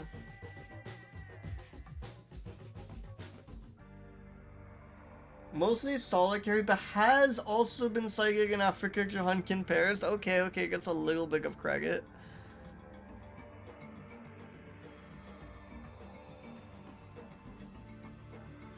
It is known to savagely and fearlessly attack almost any other species when escape is impossible, reportedly even repelling much larger predators such as lions and hyenas. Okay, come on, that is just awesome that they do that, you know? Pair hunting doesn't make it gregarious, so it means it doesn't score a 1 og of 250 on gregarious, right? Like, it's still getting a low score, but it means it can't get the lowest possible score, because there's, like, at least a little bit of indication in that direction. They piss and shit all over their... Yeah, maybe. I guess the opposite of gregarious to me is like asocial, not antisocial, right?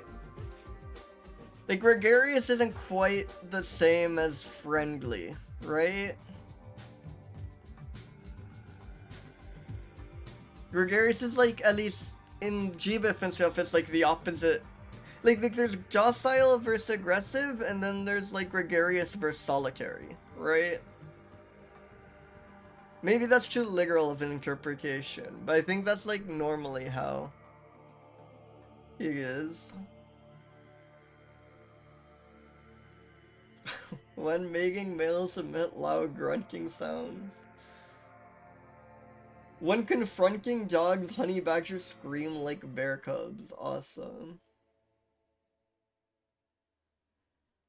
It was found in a 2018 study. It's found that the presence of large predators, hey, welcome Kinski, welcome, had no effect on the population of honey badgers. Hell yeah.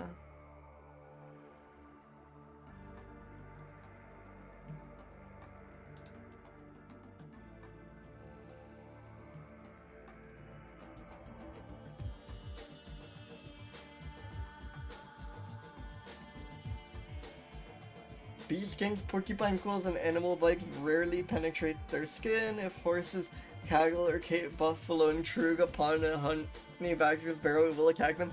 Is anyone else getting the surreal effect of like relearning a bunch of facts about honey badgers that they originally learned when they were like 12 or something?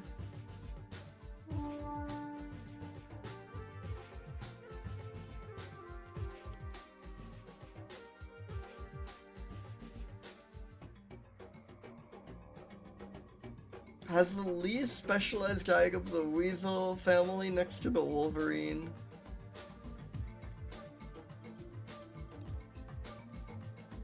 Rags beehives, eats insects, frogs, tortoises, turtles, lizards, rodents, snakes, birds, and eggs, berries, roots, and bulbs.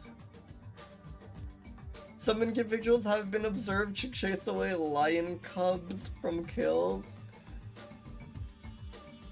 It devours all parts of the prey, including skin, hair, flesh, and bones, clogging its food down with its forepaws. They are just insane creatures.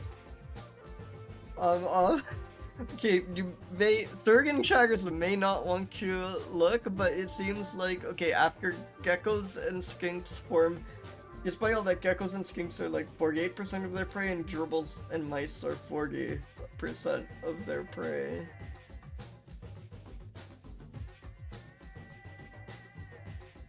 They attack and kill black mambas. They attack sheep and goats. I'm so sorry.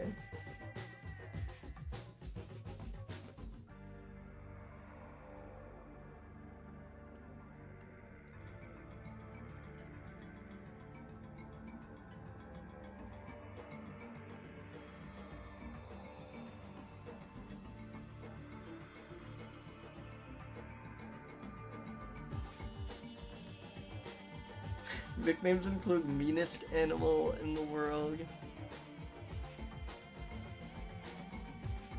Yeah, I guess for most animals, gregariousness is like a measure of how much they hang out with like other members of the species. But it is true that they hung out with different species, that'd be like even more impressive.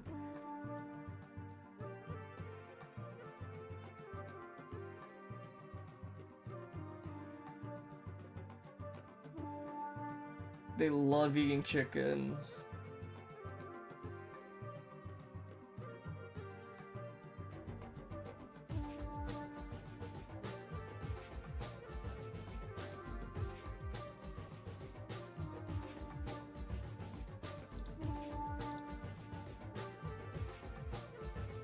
This thing deserves low ranking for that comment about the gerbils. Oh man, oh, they're quite beautiful creatures.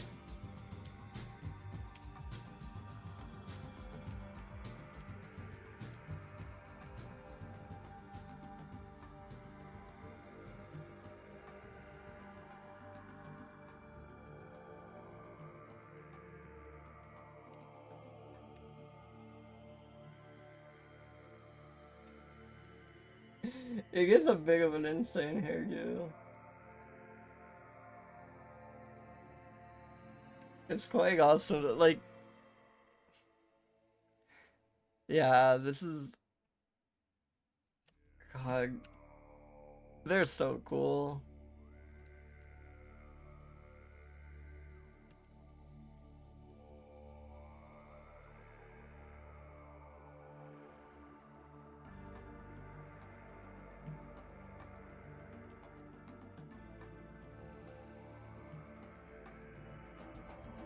What a stream! I feel a bunch of just incredible creatures.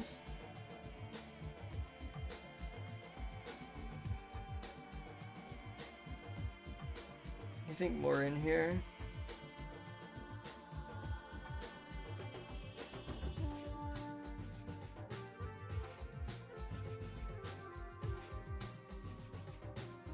They are strong diggers and do not hesitate to dig after rodents or other prey hiding underground. Its favorite food is honey. Lives up to the name.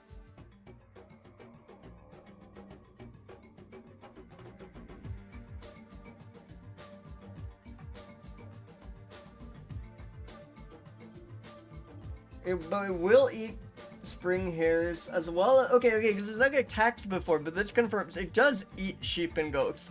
That is so insane that this thing can just eat a goat, you know? Yeah, we're getting a smorgasbord of microbacs next time, for sure. I'm kind of burning through all the, like, crazy creatures.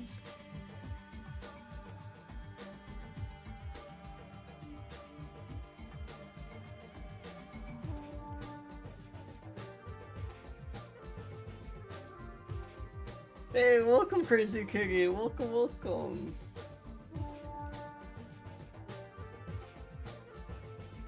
Yeah, I think like a 21. I understand why people want it lower, but to me, that's not what the like. I could even go like to 17 or something. But to me, the like extreme minimum would be an incredibly solitary creature, not an incredibly aggressive creature. Like, if being aggressive counts for something, but then bring it all the way down.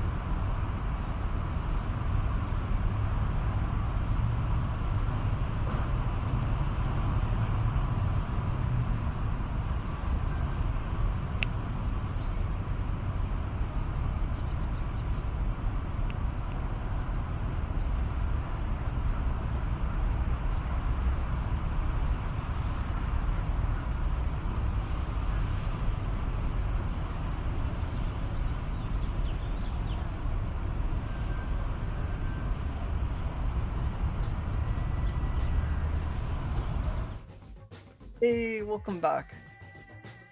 It's not even that, like, I don't think the antisocial thing counts at all. Like, being mean. Maybe it's like, maybe I think the gregarious versus aggressive axis is just as valid as the gregarious first solitary axis, but like you get 0, it can't go out of their way, like there has to be nothing indicating that they're gregarious. If it goes out of the way to say they're hunt in pairs, that has to count for something, right? We can't just like ignore that information. I feel like that has to be a mark towards gregariousness. Hey, welcome, Ilya, welcome. Mammals, we have classic of mammals here. We have honey badger from memes. Okay. At first I was thinking not super soupy, but I have 2 cases to make for it being soupy.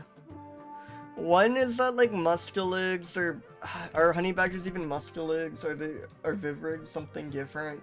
But you know, animals, no, they are mustelids. Okay, good. Mustelids are like kind of like fluid with it, right?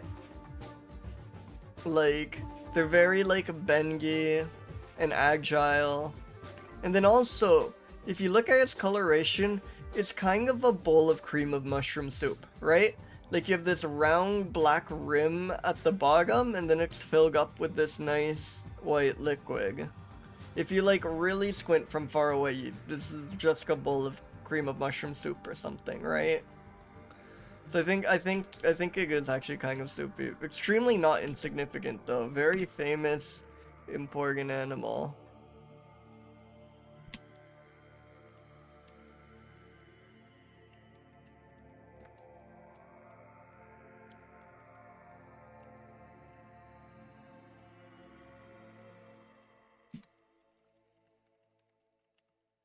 Kills and eats sheep and goats and scares away lions and all that shit. Also looks cool as hell. Yeah, you see it.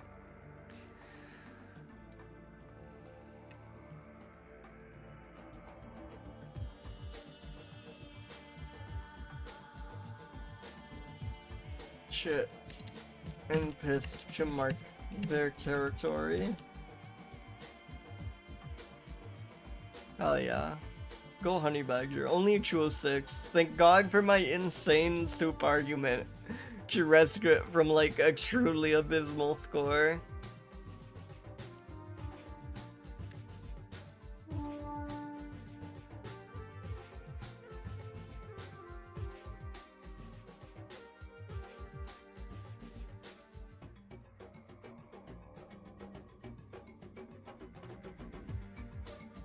Yeah, I agree. It's just so like famous, you know? There's like boxers will call themselves honey badger and stuff. Like it's just a part of pop culture now.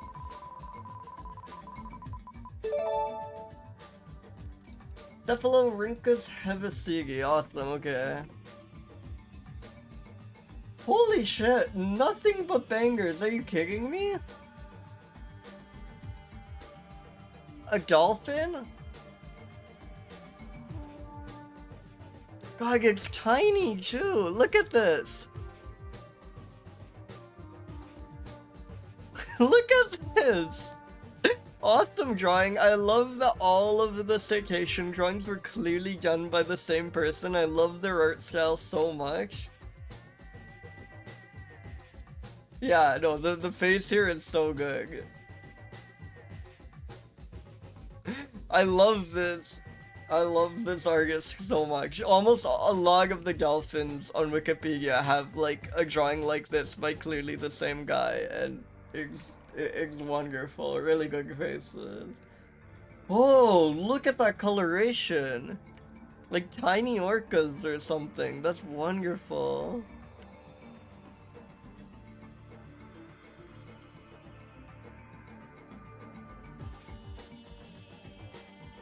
They are eaten by killer whales, unfortunately.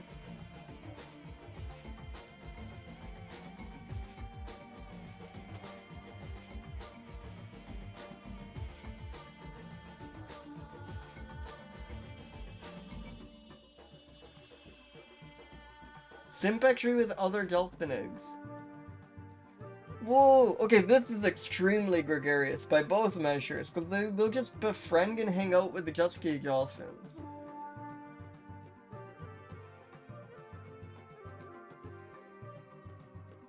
And these eat the bigger food items, and the jet ski dolphins eat the smaller foods. Which sounds like they're getting the better end of the geek tail, but then it says they actually prefer eating the little things, but the jet ski dolphins are better at that.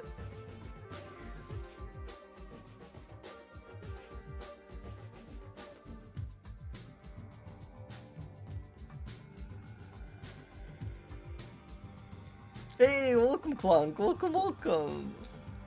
We are currently reviewing heavisidii dolphins. Right after reviewing honey badger, we have had insane rolls today.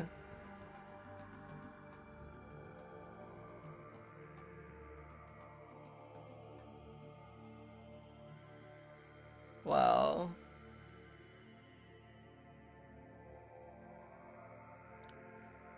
God, I love the, I know I just, but I love the, like, patterns on these guys so much.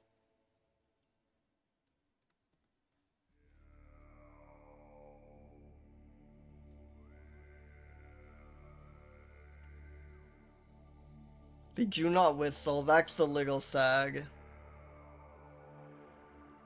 Oh, and that's apparently yeah, this genus does that, this whole genus does that? And it's assumed to maybe, like, make it so that they're silent killer whales. Because all they're, like... Yeah, interesting. Yeah, they code switch. They have two kinds of clicks, one of which orcas can't hear and one of which orcas can, and they switch based off, like, depending on whether they think predators are possibly nearby. Yeah, that is an awesome image.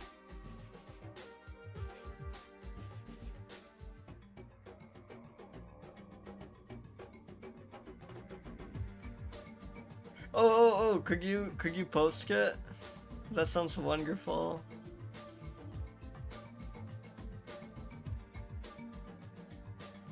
Ship very threatened by climate change.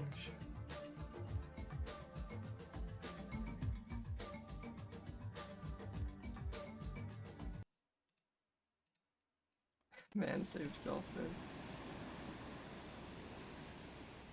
God, beautiful creature.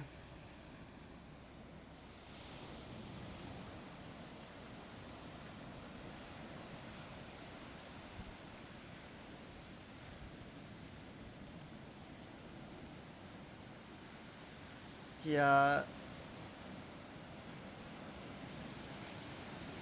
I mean, we've actually, like, look at gag specimens for some of the species.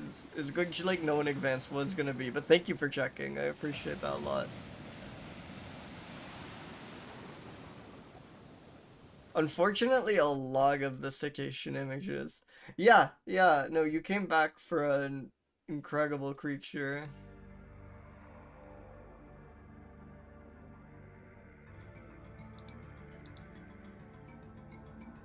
Holy shit, that's a good photo. Oh my god. Dolphins rule. Dolphins are, like, comically cheerful looking like it's just crazy that they really do be leaping out of the water like that, you know?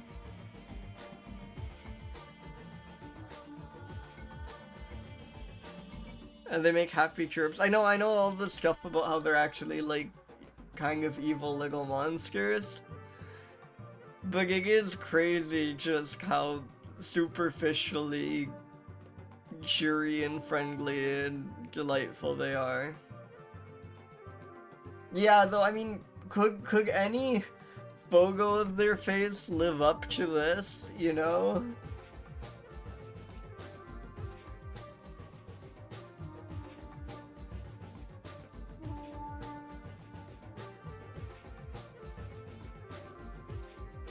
The backflip here.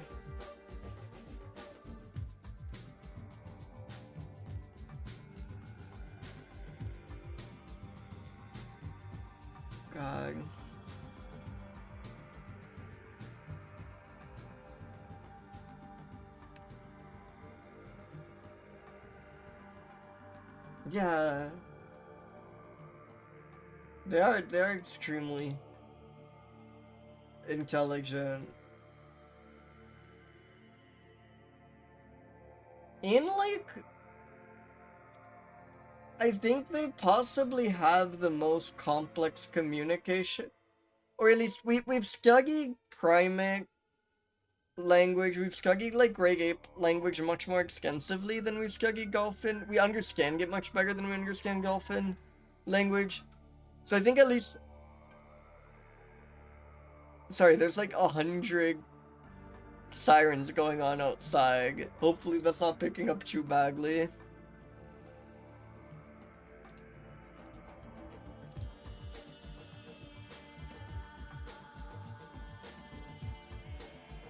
But yeah, so at least the ceiling on how complex their language could be, I think, is like higher than any other animal. Okay, that's good to know. Microphones are so magic.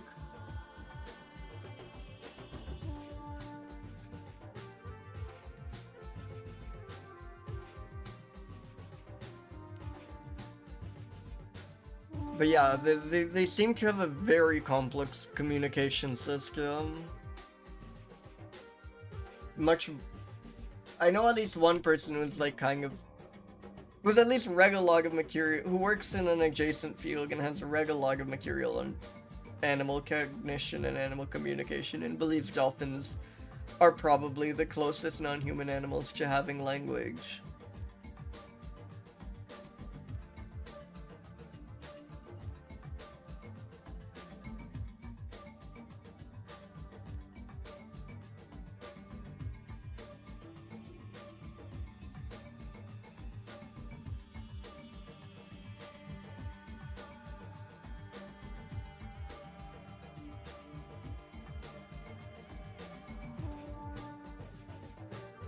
Like, I think there's something that resembles syntax going on with their vocalizations, but I have to read more to like confidently assert anything like that, which is just crazy.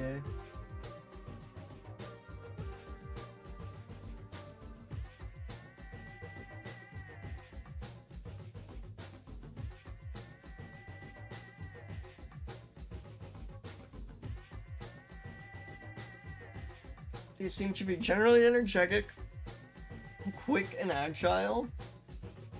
They may porpoise. They may porpoise. Awesome verb. And breach while traveling.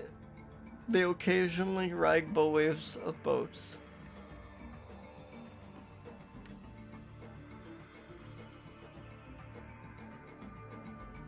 But yeah, extremely social because they even hang out with like other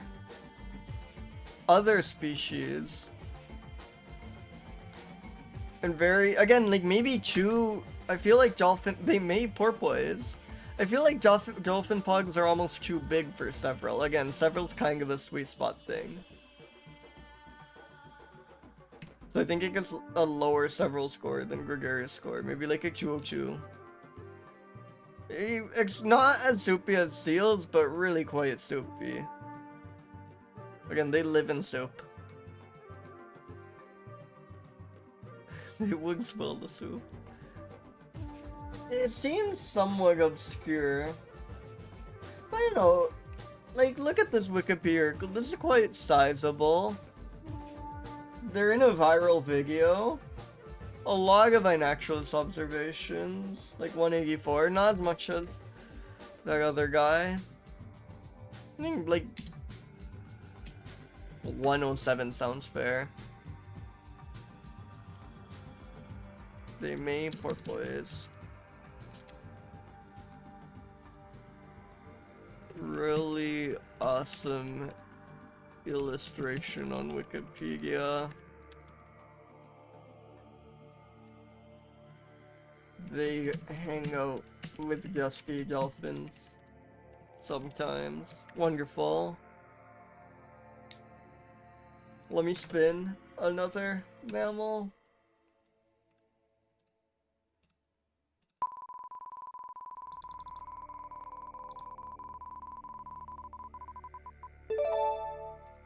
Emballonura furax. Exciting name. Oh, Okay, sure. The Gregor sheath-tailed bat. I should not have spoken. Weighs 10 to 14 grams. Awesome.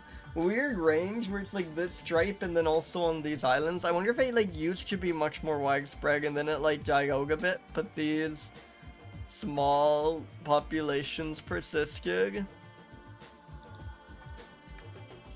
No Fogon and Actualist. Oh, tons of information on Gbif somehow. At least looks like that from the start. Probably forges, seems to forge in open areas. Oh, but that's just because they merged a bunch of stuff into here. Okay, I see. Crepuscular and roosts in limestone caves and tunnels. Cling to vertical walls in twilight zones of caves and tunnels. I think clinging to vertical walls in twilight zones sounds like very cool in isolation. So that they've got that going for them.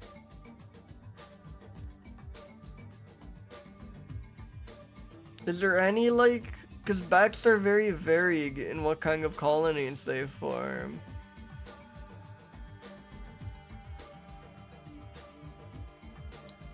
But I don't think we have any specific to this one. Any information specific to this one. And because talk about like roosts and stuff.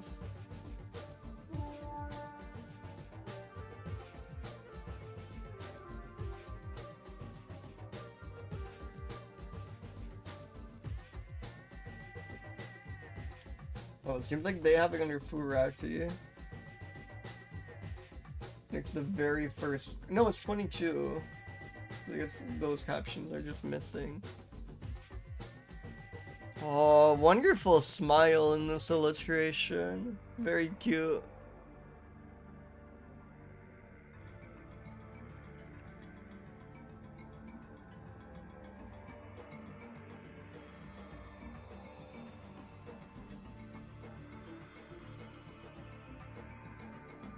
Yeah, absolute cutie.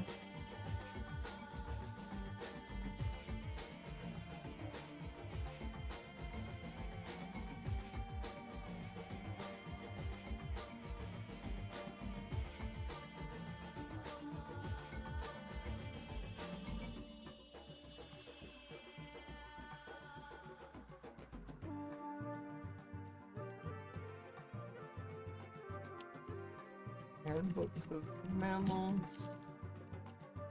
Handbook of the Mammals of the World. There we go.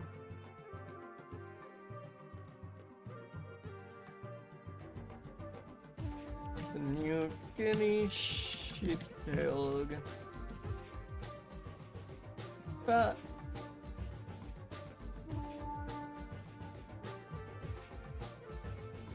We just kind of have to guess is the thing.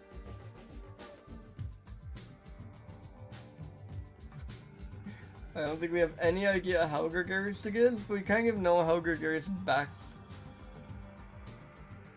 as a whole are.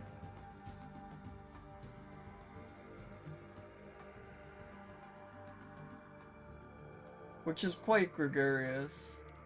And like again, maybe two. I would say even breaking 200 on average. And again, maybe like too many of them could be several. No, they're like quite rigid creatures to me, and the like coloring on this one isn't very good enough. Nor is it like particularly soupy colors. Insignificant? It seems super obscure. But like least concern, and its range isn't microscopic or anything. So I guess it deserves a tiny bit of credit for that. Wait, was it least concern? Maybe I hallucinated that. Oh yeah, least concern. These do not porpoise. What do they cling to? They cling to vertical walls in twilight zones. think that's good. I think I'm happy just that none of the other comments are going to be nearly that good. Because there's nothing interesting about this bat. Oh, I can say it's cute. It deserves that at least. They're very much bat. And let me spin another mammal.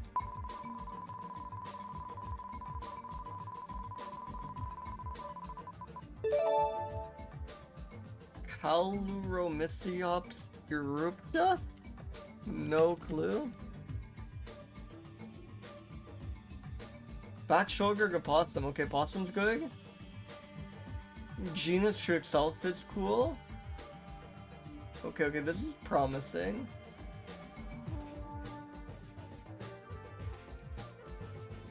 Behavior is not well documented. It's nocturnal and arboreal. It spends a significant time in trees, mainly on high branches. Feeds on rodents as well as fruit. Yeah.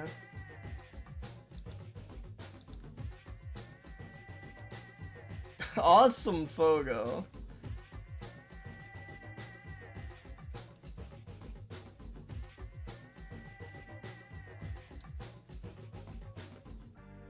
This is really good. Look at that mouth. Extremely cute creature.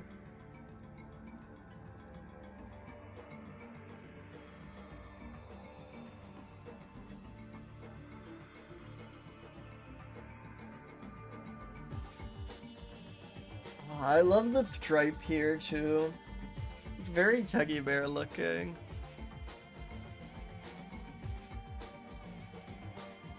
Only been seen in the wild at night, but specific activity patterns are virtually unknown. They've been seen hanging by their tails to feed on nectar? That's extremely cute. And the young Jew cling on the back in classic opossum manner. Which I guess that feels a bit several, and maybe a tiny bit gregarious.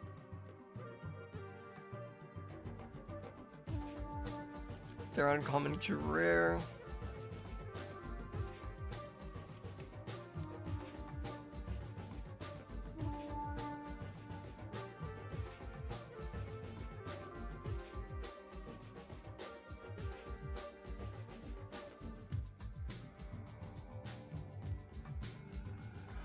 So good.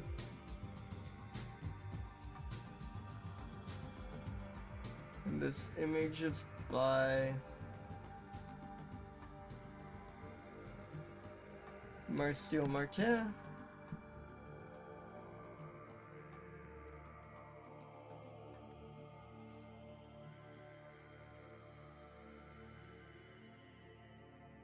And this is of course the black-shouldered opossum.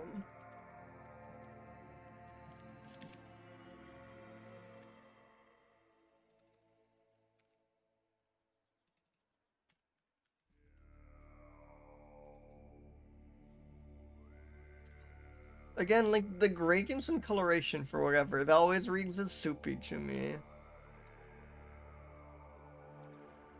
It's so cool, but seems quite obscure.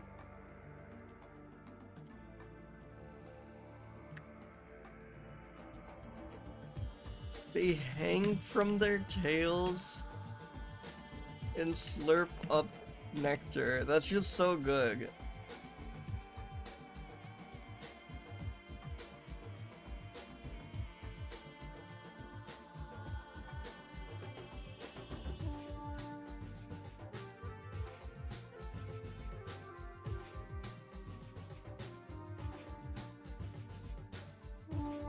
Better than the reverse of that for sure.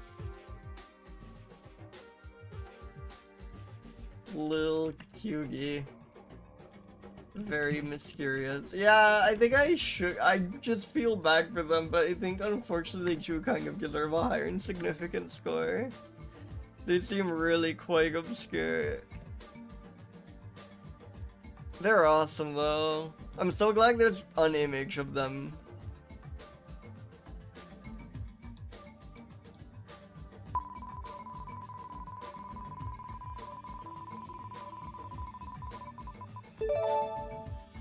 Orthogeomys cherriei? Cherry? Cherry's pocket gopher. Oh, I just forget the Orthogeomys. We always forget it, and it makes sense, cause like geo, ground, mouse, groundhog, basic, yeah, sure, gopher. Controversial genus Scagus, awesome.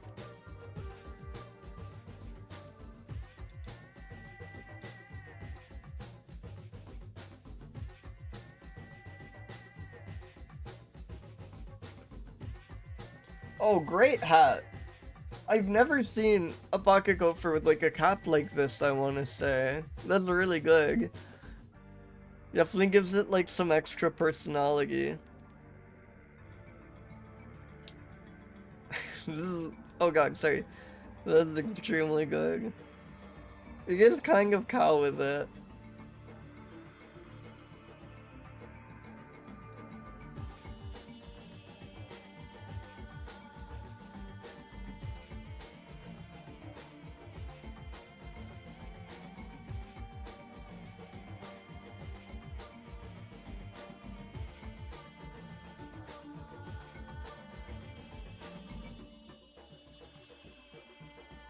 And this image is by Frederico Chinchilla Romero. Bigging.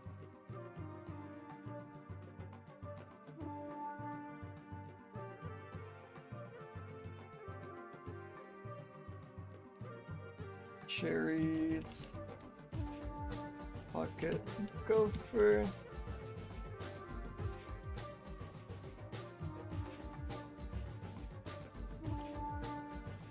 Oh, no information, awesome. They just got nothing. Wait, is this video?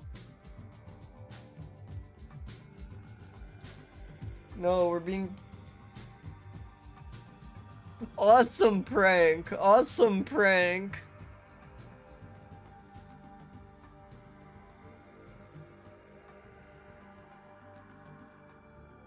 There's no video linked either. They got me so good.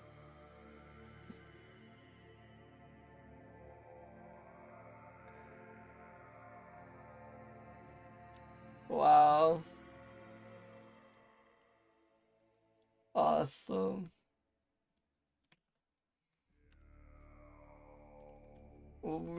They have no information except pocket gopher.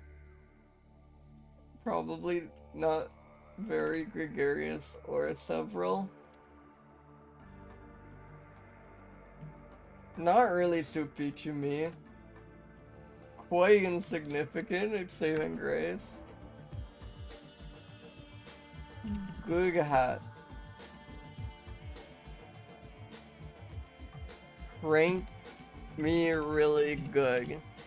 I think that's all I have to say about Cherry's pocket gopher.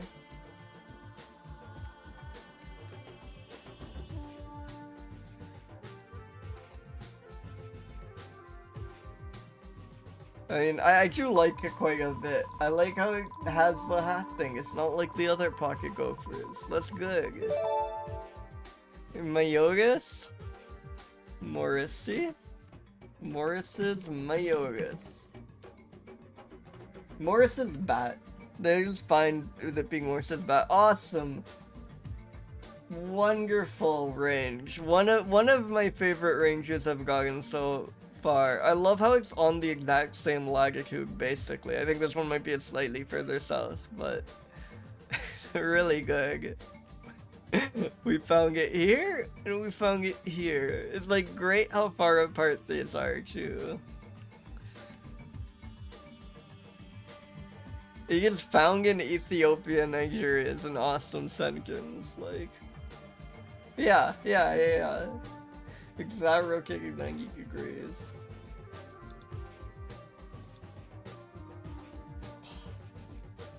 Quite awesome. One observation, but it's a good one. Thank you, Jacob Farr. Thank you, Jacob Farr, for photographing every single African bat. It's quite incredible. It's almost, there's like zero justification to pull art this one, but that was quite a delightful appearance to make.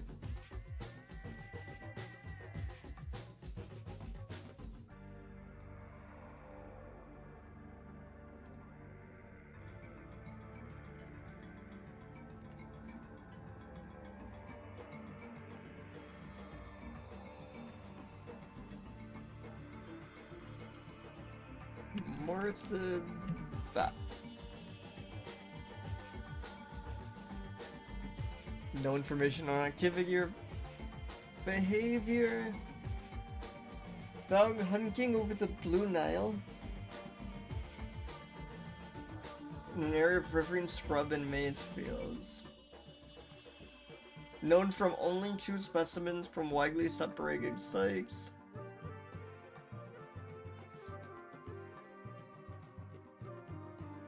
Digging efficient.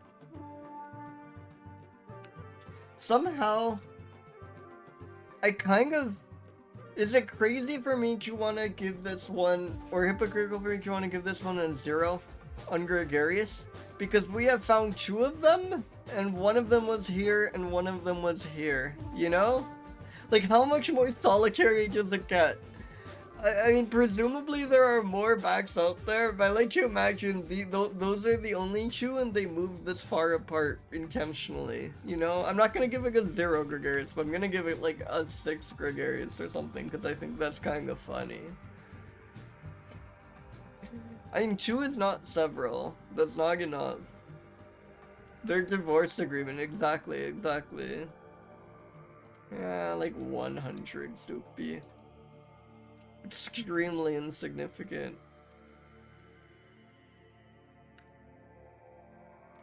I don't know if it's not Myotis. Myotis is like one of the biggest bat genuses, the mouse-eared bats.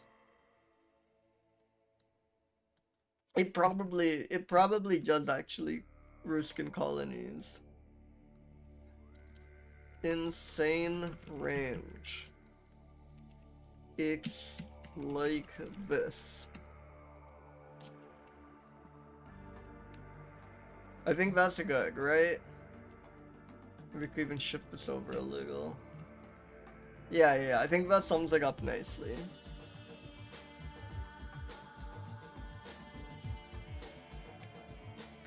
Morris's bat. Alright, let me spin a mammal.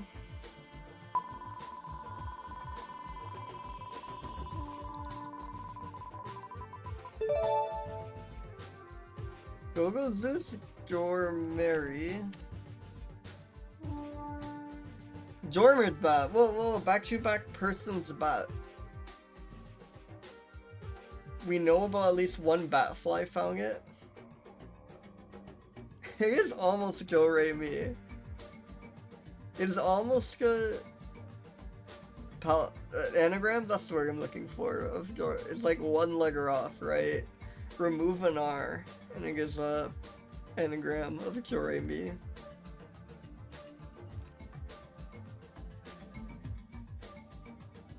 So we know about a batfly it has.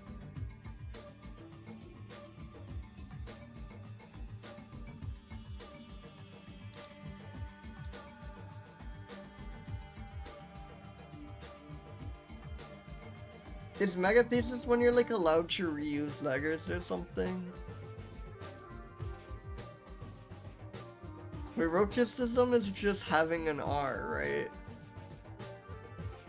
Like rogic means having an R. Maybe that's not what it is. Wonderful bat. I love the posing doing.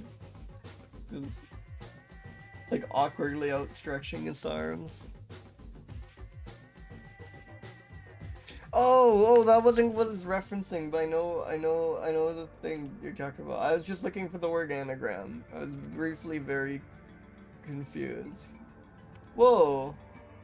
This image, I believe, has the exact same width as my canvas, or like almost identical. That's fun. Just like fit in perfectly.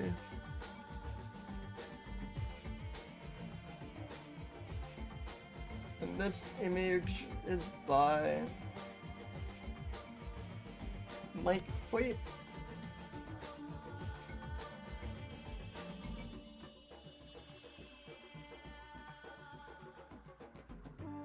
Oh yeah, I can leave that part alone. Just replace this.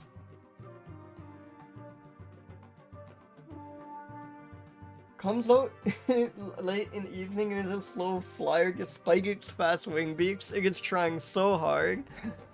Oh, would you believe that it roosts in holes of fig trees? It roosts in Ficus bengalhensis. Also holes in old temples. I love when they roost in old temples, as well as abandoned tombs.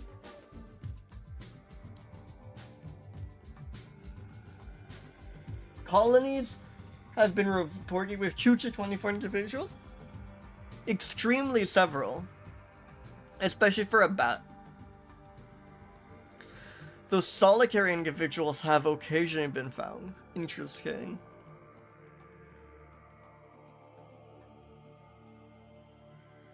Does not seem to face any significant threats other than pesticides. Feeding starts late in the evening and they will often stay near their roosting sites.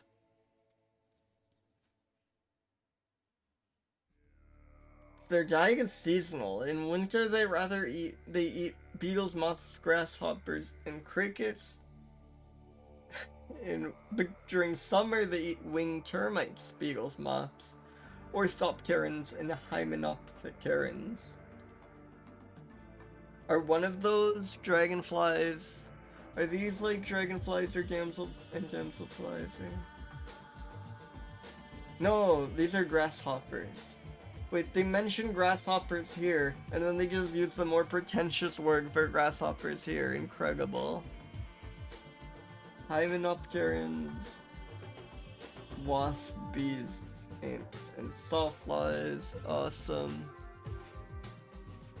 Oh, they're good pest control. Most of the things they eat are agricultural pets.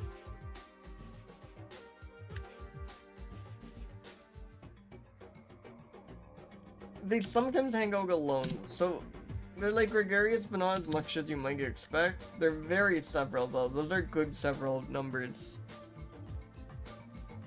Not really soupy to me. I mean, they help agriculture, which probably has a lot of rippling effects, so I don't think they're very insignificant.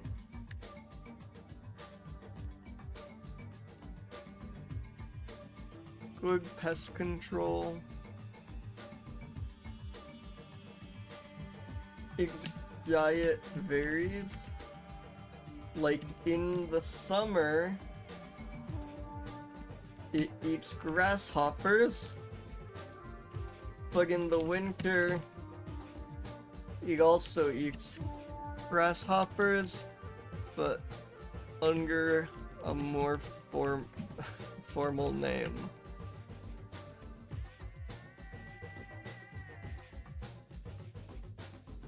Shockingly lives in fig trees. Hell yeah.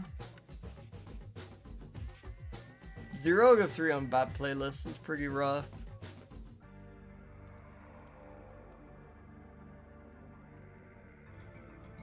Alright, let me roll another mammal.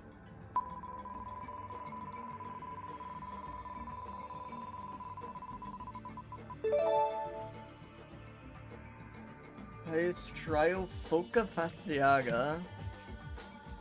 The fascist mongoose. No, the ribbon seal. Holy shit. Wait, I regret all my cruel words. This thing is insane. Oh my god, look at the patterns. Holy shit. Foca? Oh, the pup. Yeah, what the hell is going on with the rings? This is crazy. This is so weird. I love it. Penguinoid, absolutely.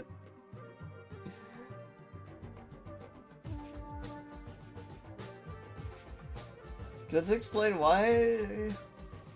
No. Large inflatable air sac? Hell yeah. Thought to use to produce underwater vocalizations. Breeds on the ice, but mostly lives in the ocean.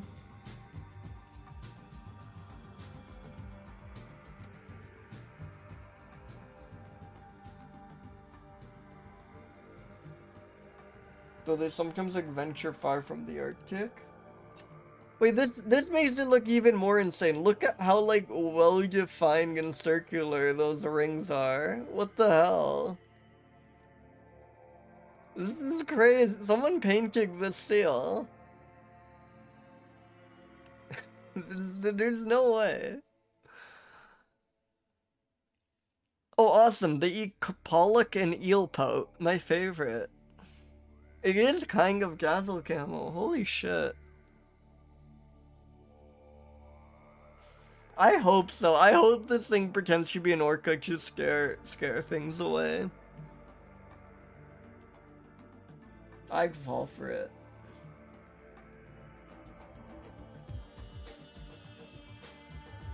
They do not form herds, which makes them difficult to catch. Awesome for it. Bag for its gregarious and several scores.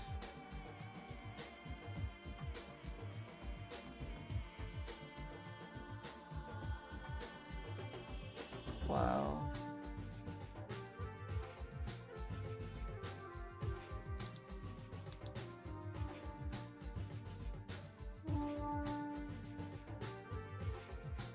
Yeah, they really are gazelle camel seals. Like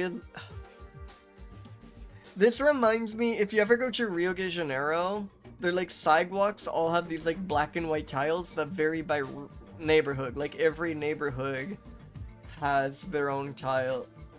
So if I look at like Ipanema tile pattern, for example, yeah, there you go.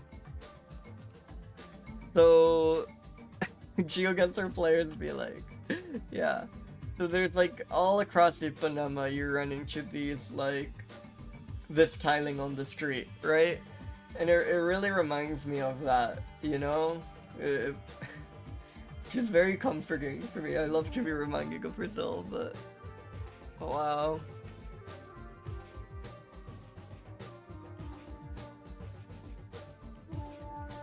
It's really cool. It's like neat going to a neighborhood you haven't been to yet and like learning what their tile pattern is.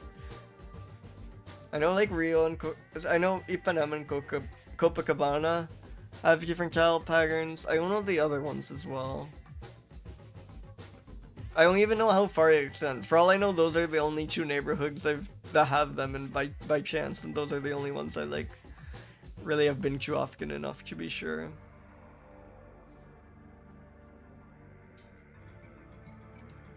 They're so awesome.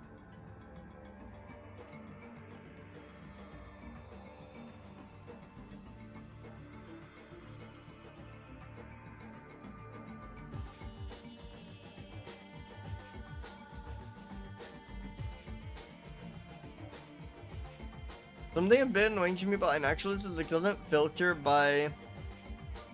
Sorry, if you can filter by license, but doesn't include more inclusive license. Like if I filter to CC BY, so like Creative Commons attribution, it doesn't show all the CC01s, the ones that are in public domain. Sorry, this is like a stupid and technical rant, but I feel like in almost every use case, if one of these was under an even more permissive license than you're filtering by license, that would be fine, but it does not work that way. God, they're awesome.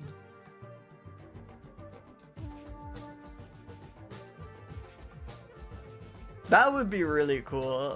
A bear cow. Yeah, more Siggies should have it. It's like such a like neat quirk of the Siggy.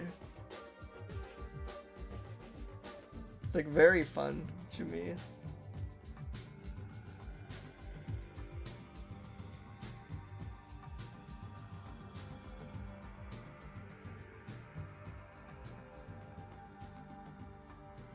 Layer, property selection, there we go.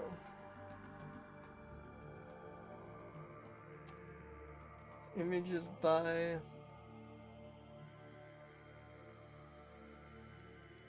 Igor.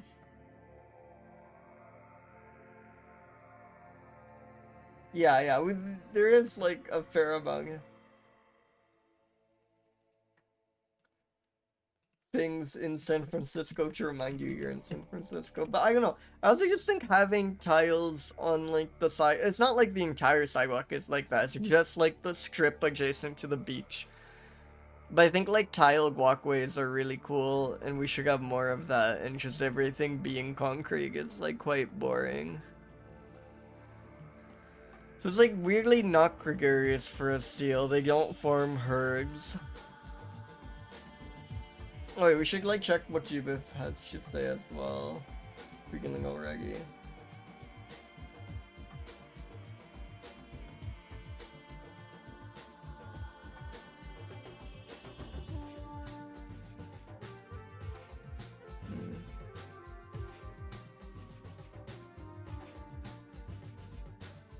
Yeah, they're like weird air sac that they make underwater noises with, possibly. Yeah, they just live too far in the Arctic for us to know much about them, that makes sense.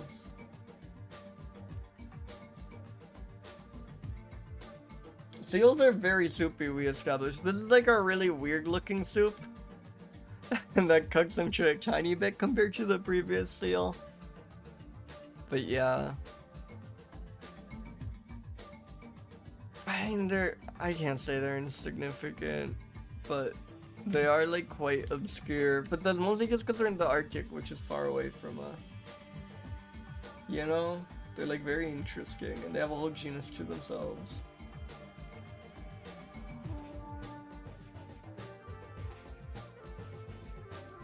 I think I might use this image, it's like much better. 1 second.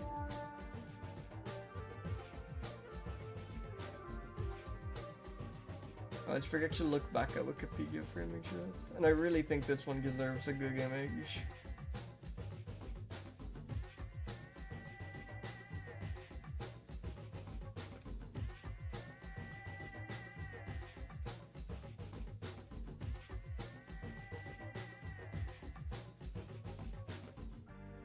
Bering Lane Bridge National Preserve. Hey, welcome A Squared. Yeah, the seal is insane. It's...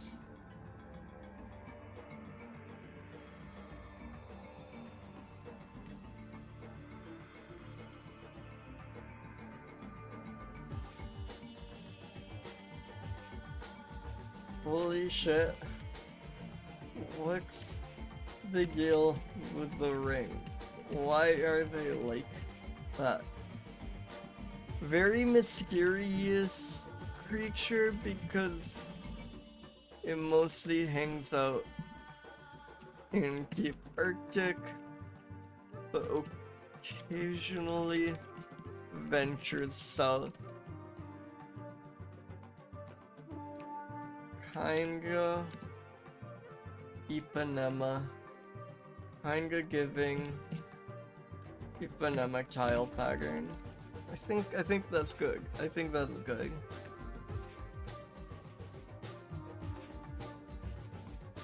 I also think an ag break is about to happen. So let me quickly just BRB for 4 minutes. I will see you all soon.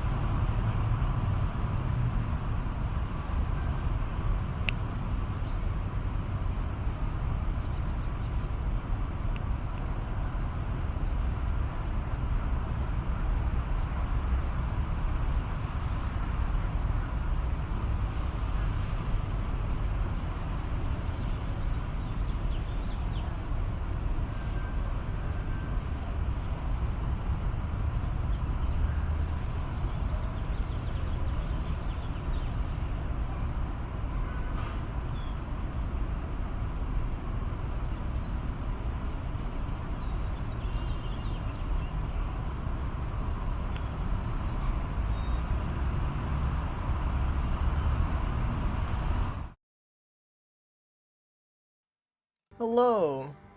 Welcome back, everyone. Welcome, welcome.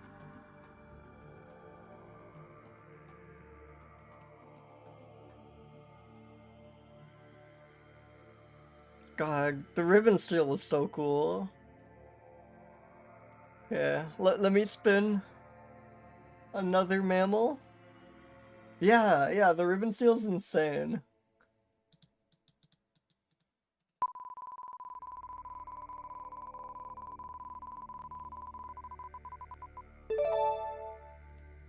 Cryptotis? Orophila?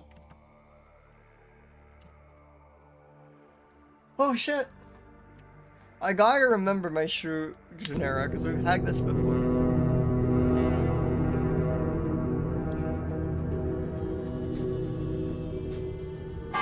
Central American least shrew.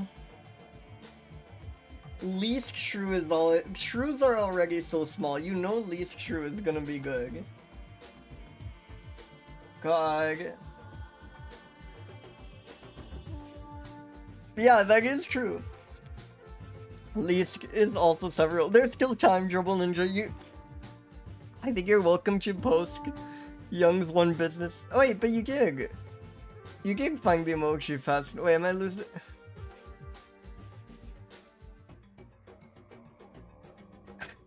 Wait, but you post it. You were like the first one to post it. Am I hallucinating? You want to get immediately. Okay. Fair. Awesome.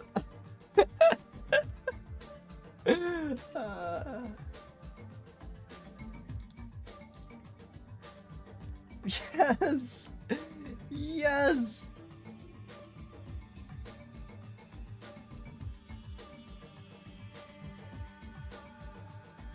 It is so tiny. Like, I think sometimes it's easy to lose sense of skill. Just like look down at your own hand and like envision it there. Yeah, I love how shrews have just the tiniest of eyes. Yeah.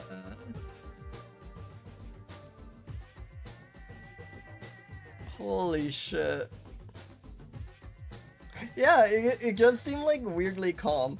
But you know, it's so small. This is just like... It has no idea what's going on, you know? It's just like on some strange bouncy fungus or something for all it knows. You also can't really see, I think. Like, I think they have really poor eyesight. yes, its head is just a big nose with eyes. I've been so curious about the killer shrews. I know it's like a old horror movie. Have you actually seen it, Kangu? Is it good?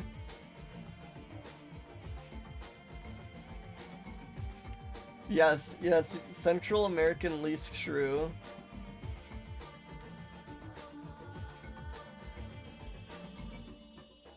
Oh, hell yeah. I gotta watch it. It's like so on brand, I would watch it.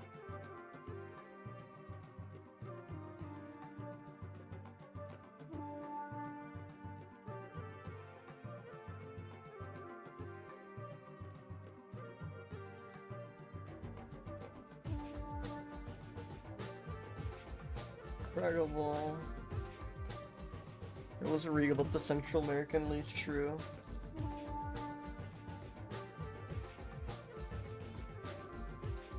Mainly nocturnal, but can be active sporadically day and night.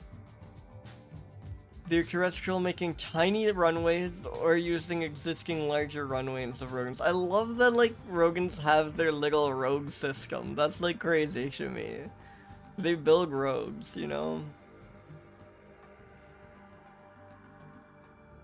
I wonder if anyone's like mapped out the like rodent highway system in like some small wooded area, because that would be quite wonderful. But probably it's like kind of hard because they're like dubious. They're like hard to see and like dubiously defined, and it might not be clear what is the Rogan runway. Yeah, Rogan Google Maps Street View, exactly.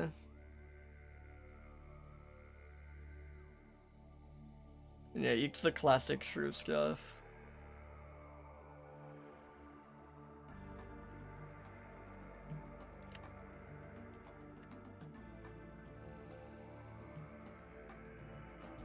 I think shrews are fairly solitary creatures. And yeah, least is kind of the opposite of several. But they do seem somewhat gig efficient.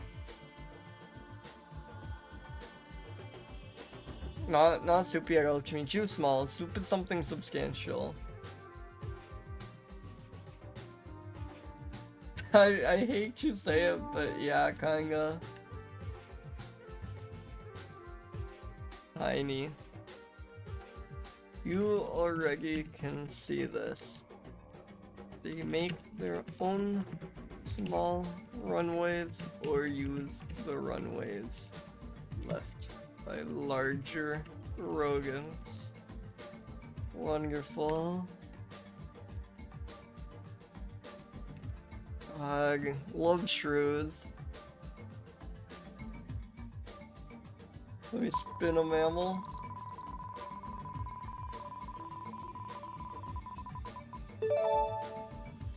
Jurnira?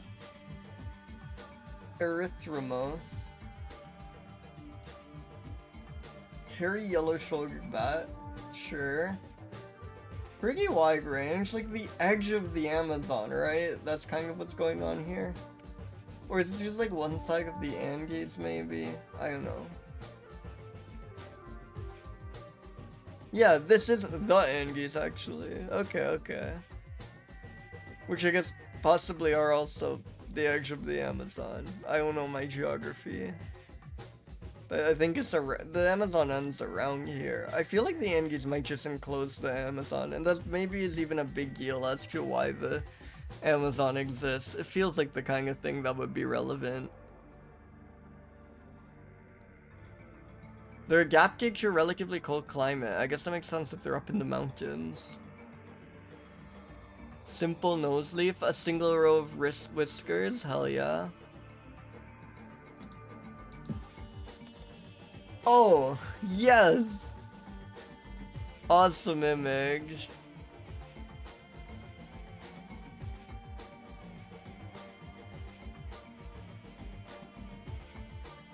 They love to scream.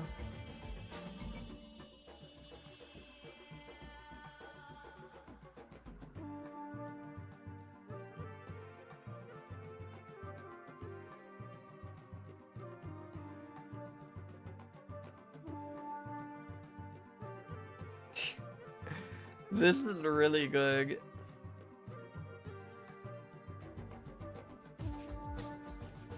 But again, he hasn't been confirmed, so maybe we should use one of the ones where it has.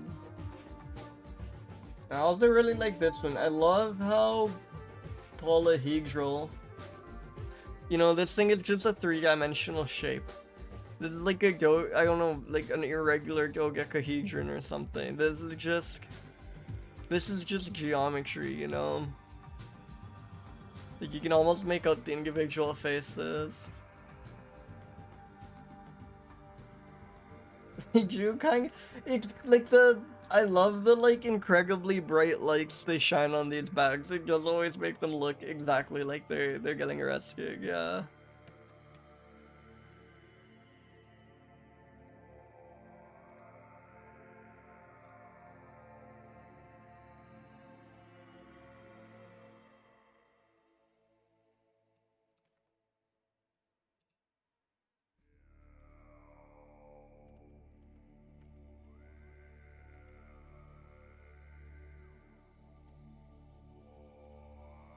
Hairy, yellow-shouldered.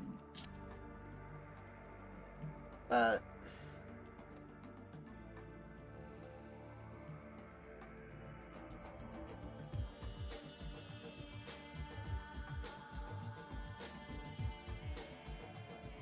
move across different elevations. That's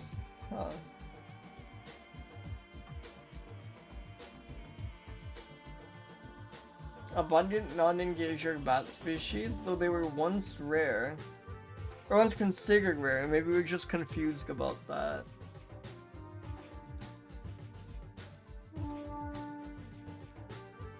Feeds almost exclusively on fruits. Wait, we have pepper. We have solanum. What the hell is solanum? Nightshade. We have morrisi. We have rubiaceae. We have solanaceae. We have Kannabateomys. Is this like the first ever fruit-eating bat that does not eat figs? Holy shit. I wonder if there even are figs in the Andes. Maybe what I took was just fine. Monumental moment for this stream. A fruit-eating bat that does not eat figs. I genuinely am not sure if we've had that. We've had ones where it doesn't specify. I don't know if we've had one where it specified which fruits they ate and figs were none of them. That's really funny.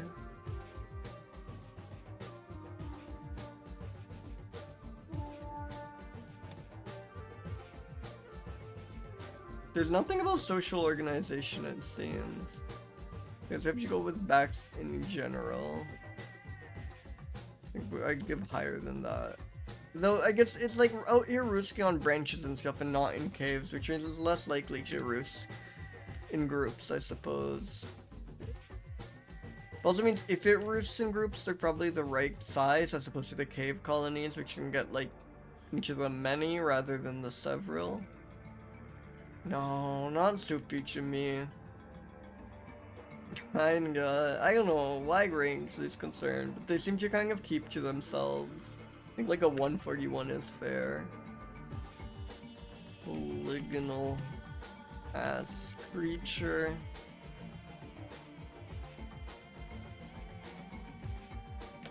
Does not eat figs. It's nightshade and pepper and stag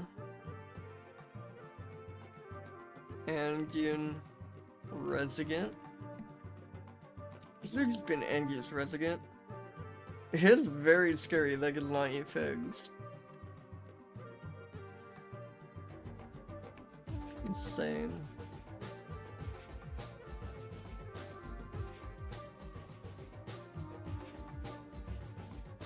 Alright, I'm getting very hungry, so I might call it soon. Let's spin one more. Sorry about that. Oh shit! Might be good Changi on this one. That's like at least a third. Oh, very good. Excellent name. Also, love that the print. Oh wait, yeah.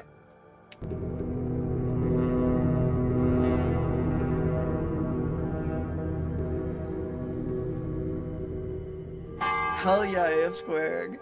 Fog Shrew is such a cool name. Also, wait. Welcome, Double Yacht. The adjective for this Wikipedia article was peg for quotation marks. Per quotation mark is my view. It is the quote-unquote largest shrew found on the quote-unquote Pacific coast of the United States. It is recognized by its quote-unquote reddish light brown fur and a tail that is quote-unquote almostly colored. And then if you thought that wasn't enough, they even tried to sneak half of one into the binomial name up here. Did you see it? Deeply fucked up. Something was going on here. Yeah, no, this actually pisses me off. Like, I try not to be like nitpick over grammar or something, but there's something really annoying to me about putting this many like scare quotes on bizarre and baffling places.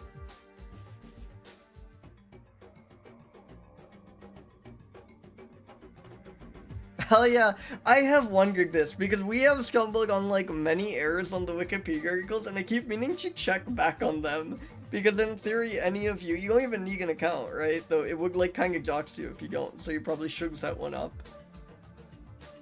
Wait, there's someone in the agate history called the Fog Shrew? Is this a fake creature?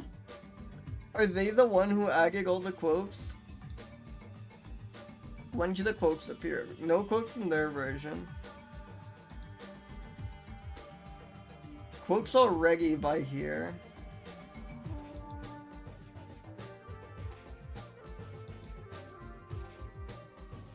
Yeah, I think they are, because they seem to be the...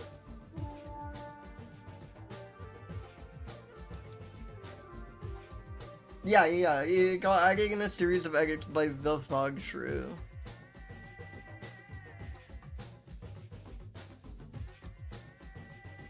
Whoa, but they were taking a course on mammalogy. That is when they agged all this. Incredible.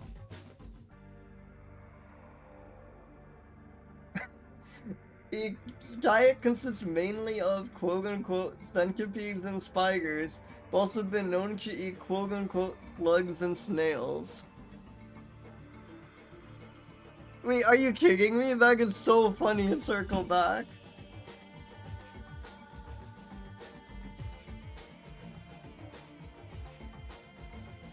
That is so funny. It's like, I can't call this the largest shrew because the source I'm tugging from also calls it the largest shrew, so I need to put it in quotes. Yeah. Quotations agging for the wiki copyright plagiarism rules. Like, it's beautiful. That is so good.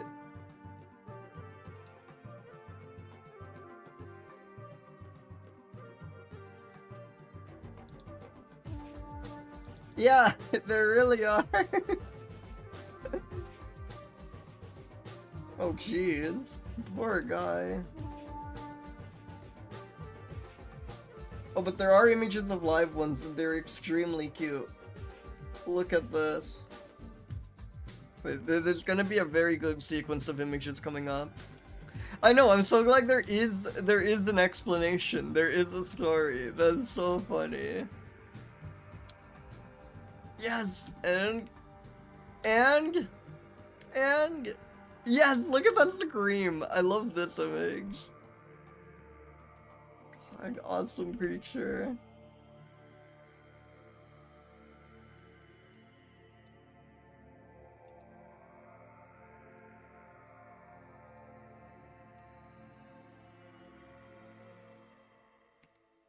Bucket one trying to escape is also extremely good.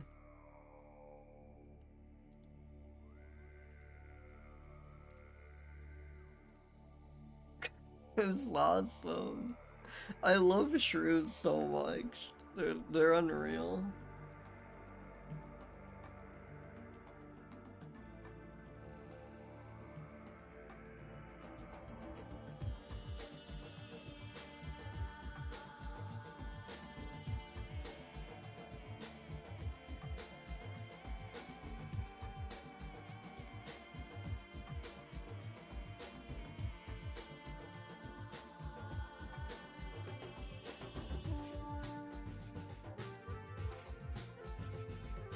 Oh yeah, we're getting crazy close to 100th shrew. I should plan something.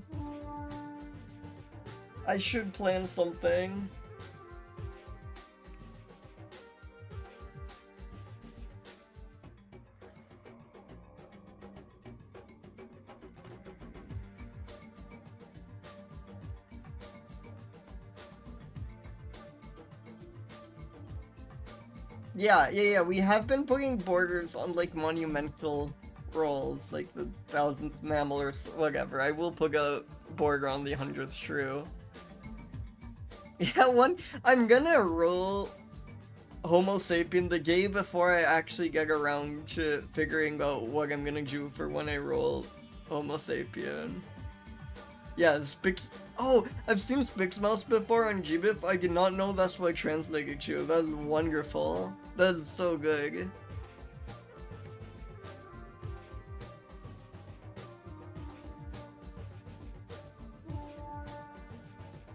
May well be a good species.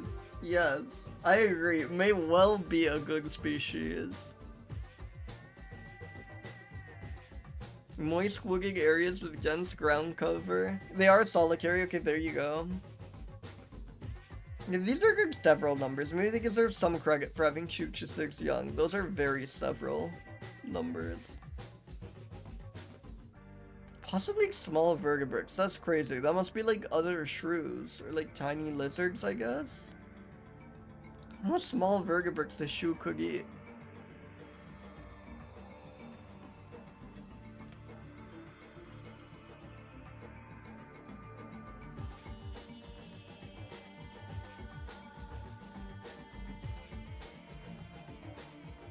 Oh yeah, you mean like I want to use the image that it's taken? I have definitely taken human images, but no, the Homo sapien image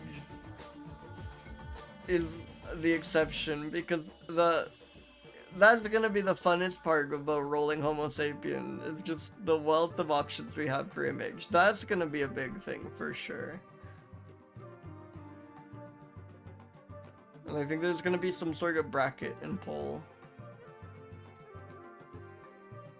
Oh yeah, no, but yeah, 17 is good. They're not. They're a bit more several just because of how many young they have. Not soupy. Maybe a bit more than some of the other shrews. I could see this being a soup, you know? Fog. Fog is kind of like fluid with it.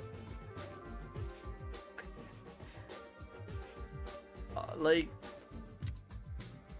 161 or something. They're awesome. I can't be too harsh. And there was a funny story to there that was kind of significant. Okay, let's just...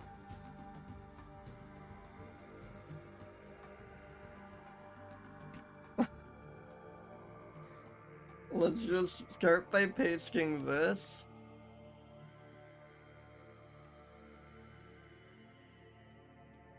And then let's paste...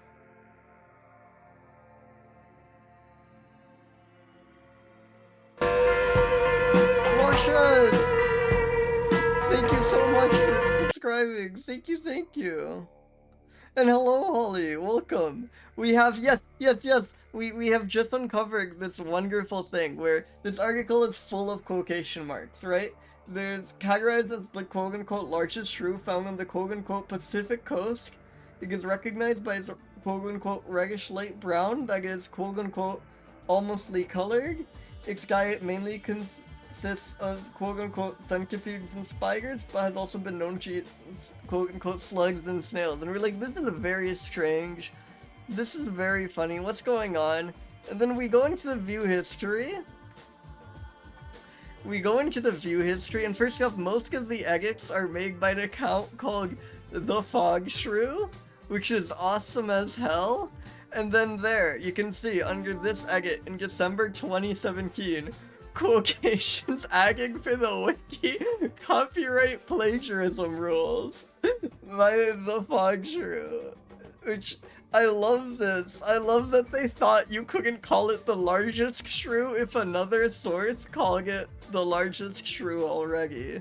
You know, you had to put that in quotes, because largest was not your original word choice. And the same with Pacific Coast. Young's won the Fog Shrew. God.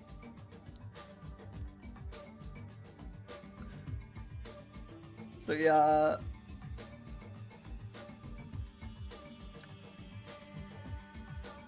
And then I wanted to...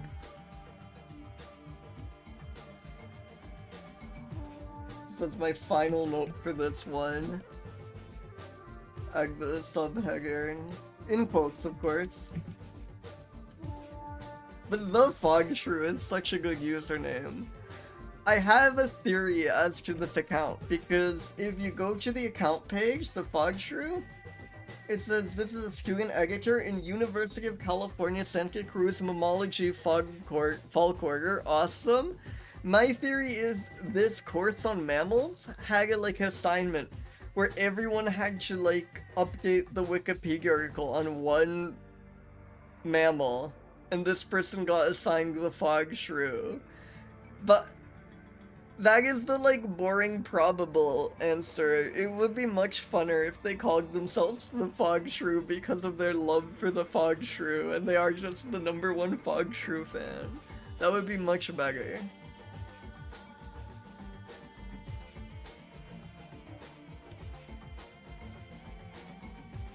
I do also love...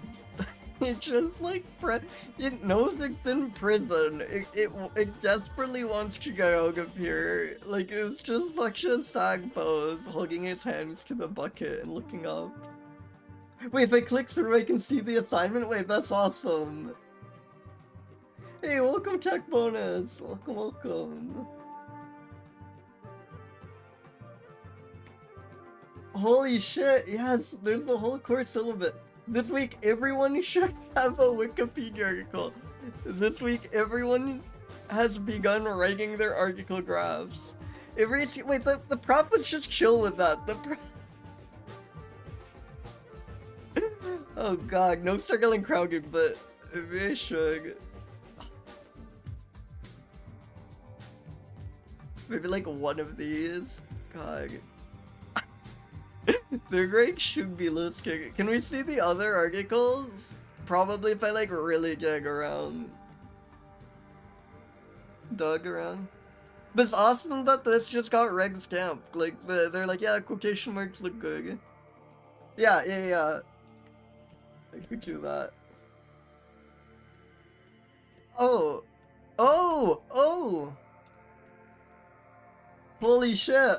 I wonder if cause there's 28, and I've gotten through a fifth of the mammal. I've probably done like a number of species on this list without even realizing it.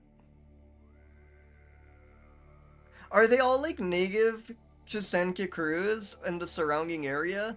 Because I know we have these desert cottontails here in California. There's the California mouse, quite conspicuously. Fog shrew seem to cover most of the California coast. I know we have these in California.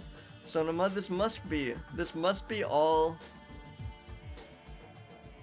California mammals. That's wonderful. I feel like I maybe had this already. I'm sure I had a number of these. God, I need some way of like storing... I can't check them one by one, but I should like store this list and we should have like an exclamation. Like, you know, I should know when I roll another of these. Incredible. This is a classic of my area, as is this. I really want to see one of these. I see these all the time. I would love to see one of these.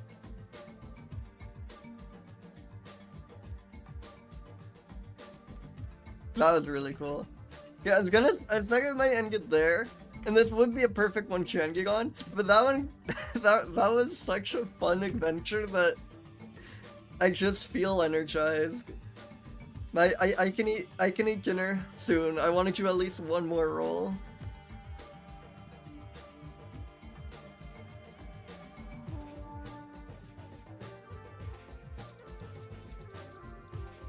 One more. It's foolish to roll past Fog Shrew. That was such a good one. But you know, this could be even better. Or it could be another obscure mouse. Yeah, all my... Well, if I understand what you mean, all my past entries are here. All my past reviews are here. Yeah. They're all archived there. I'm a couple weeks behind. I need to get on that.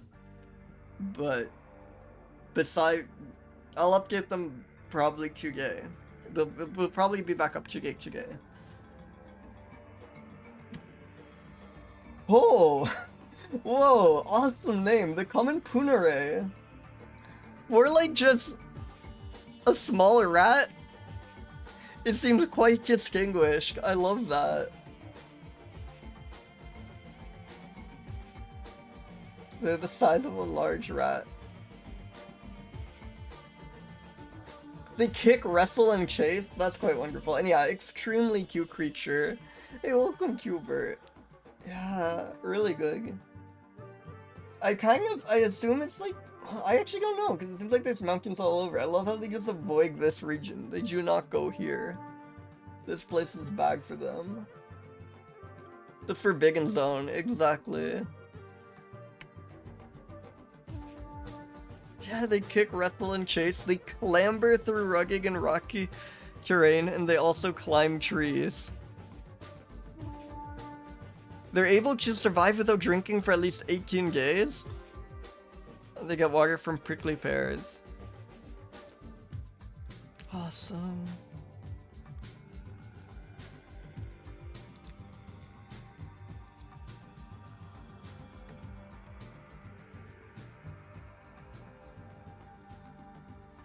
Oh, it does have a big round nose. Look at that. Oh my god, that is cute.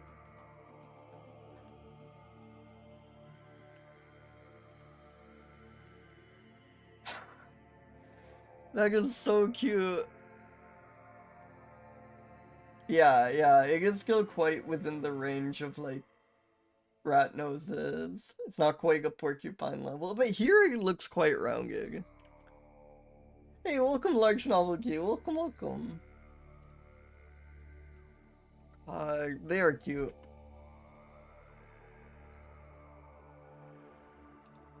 Are there any CC? No.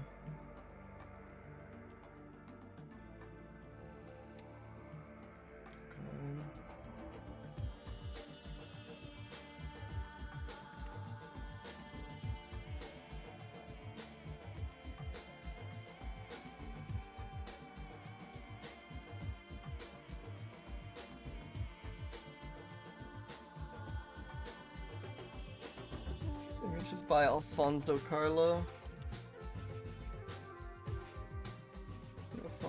Sorry, Alfonso Carlos.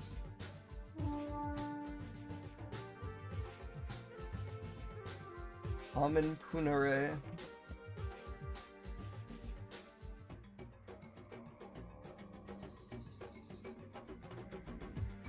They live in dry and rocky environments. They can occupy caves and human dwellings. Base use varies between wet and dry seasons for both sexes.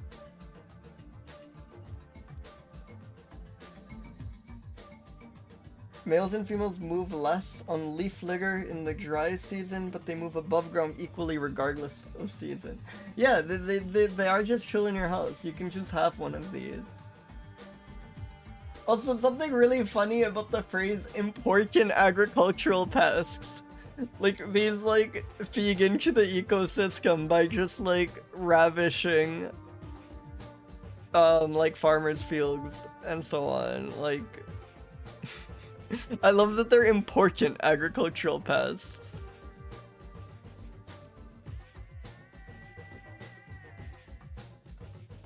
They mostly eat bugs and seeds.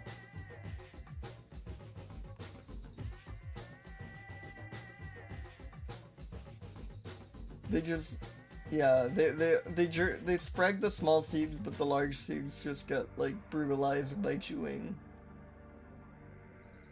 But they might be an important disperser of small seeded plants. Yeah, exactly. Well, it's just like normal predator-prey systems. Like, if you let the bunnies go unchecked, there will be too many of them, and they'll, like, wipe out the native shrubbery that they rely on to eat. You know? You need the hawks in there to keep the populations low so that they're like, they don't run out of food stockpiles or whatever. I think that's how it works. This guy looks friendly. I haven't been using vibes for gregarious much, but let's just go with it. This guy's your friend. Several? They have Chujitsu young.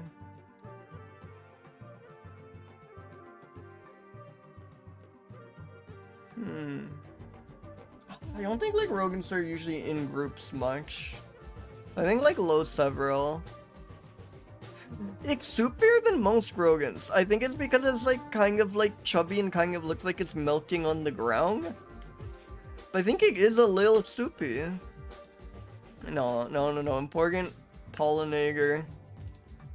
or something. Important pest. Even more so. It's awesome. Really cool name. More rodents should get on that rather than just calling themselves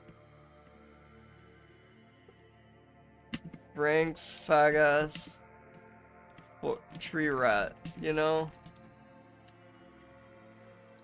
I also like the implication that is the name the rodents chose for themselves.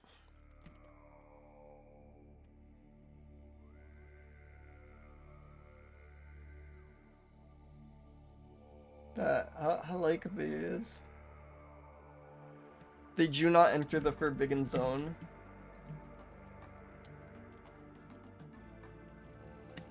Can I even like bulk that?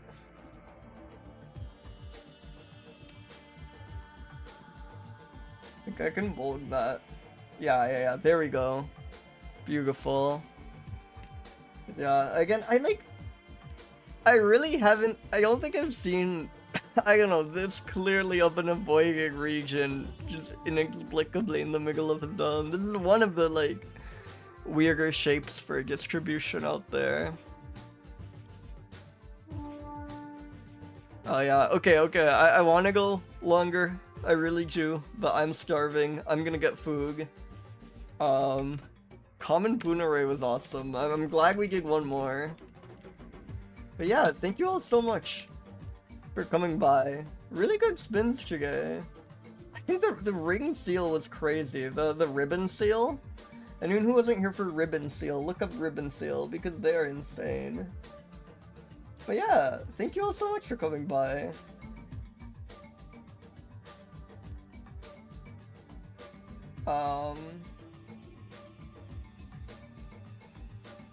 Let me just really quickly find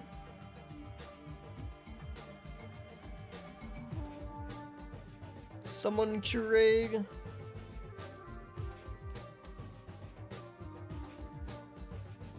A lot of people are live.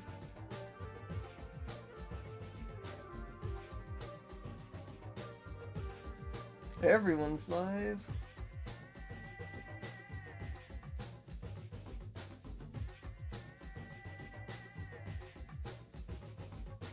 Oh, Jock's playing Bazar, which is awesome, and I haven't raided Dot in a hot minute. Let's head over there. I've yet to play Bazar, but it's been so fun to watch. And yeah, thank you all so much for coming by. I hope you have a good one. See ya.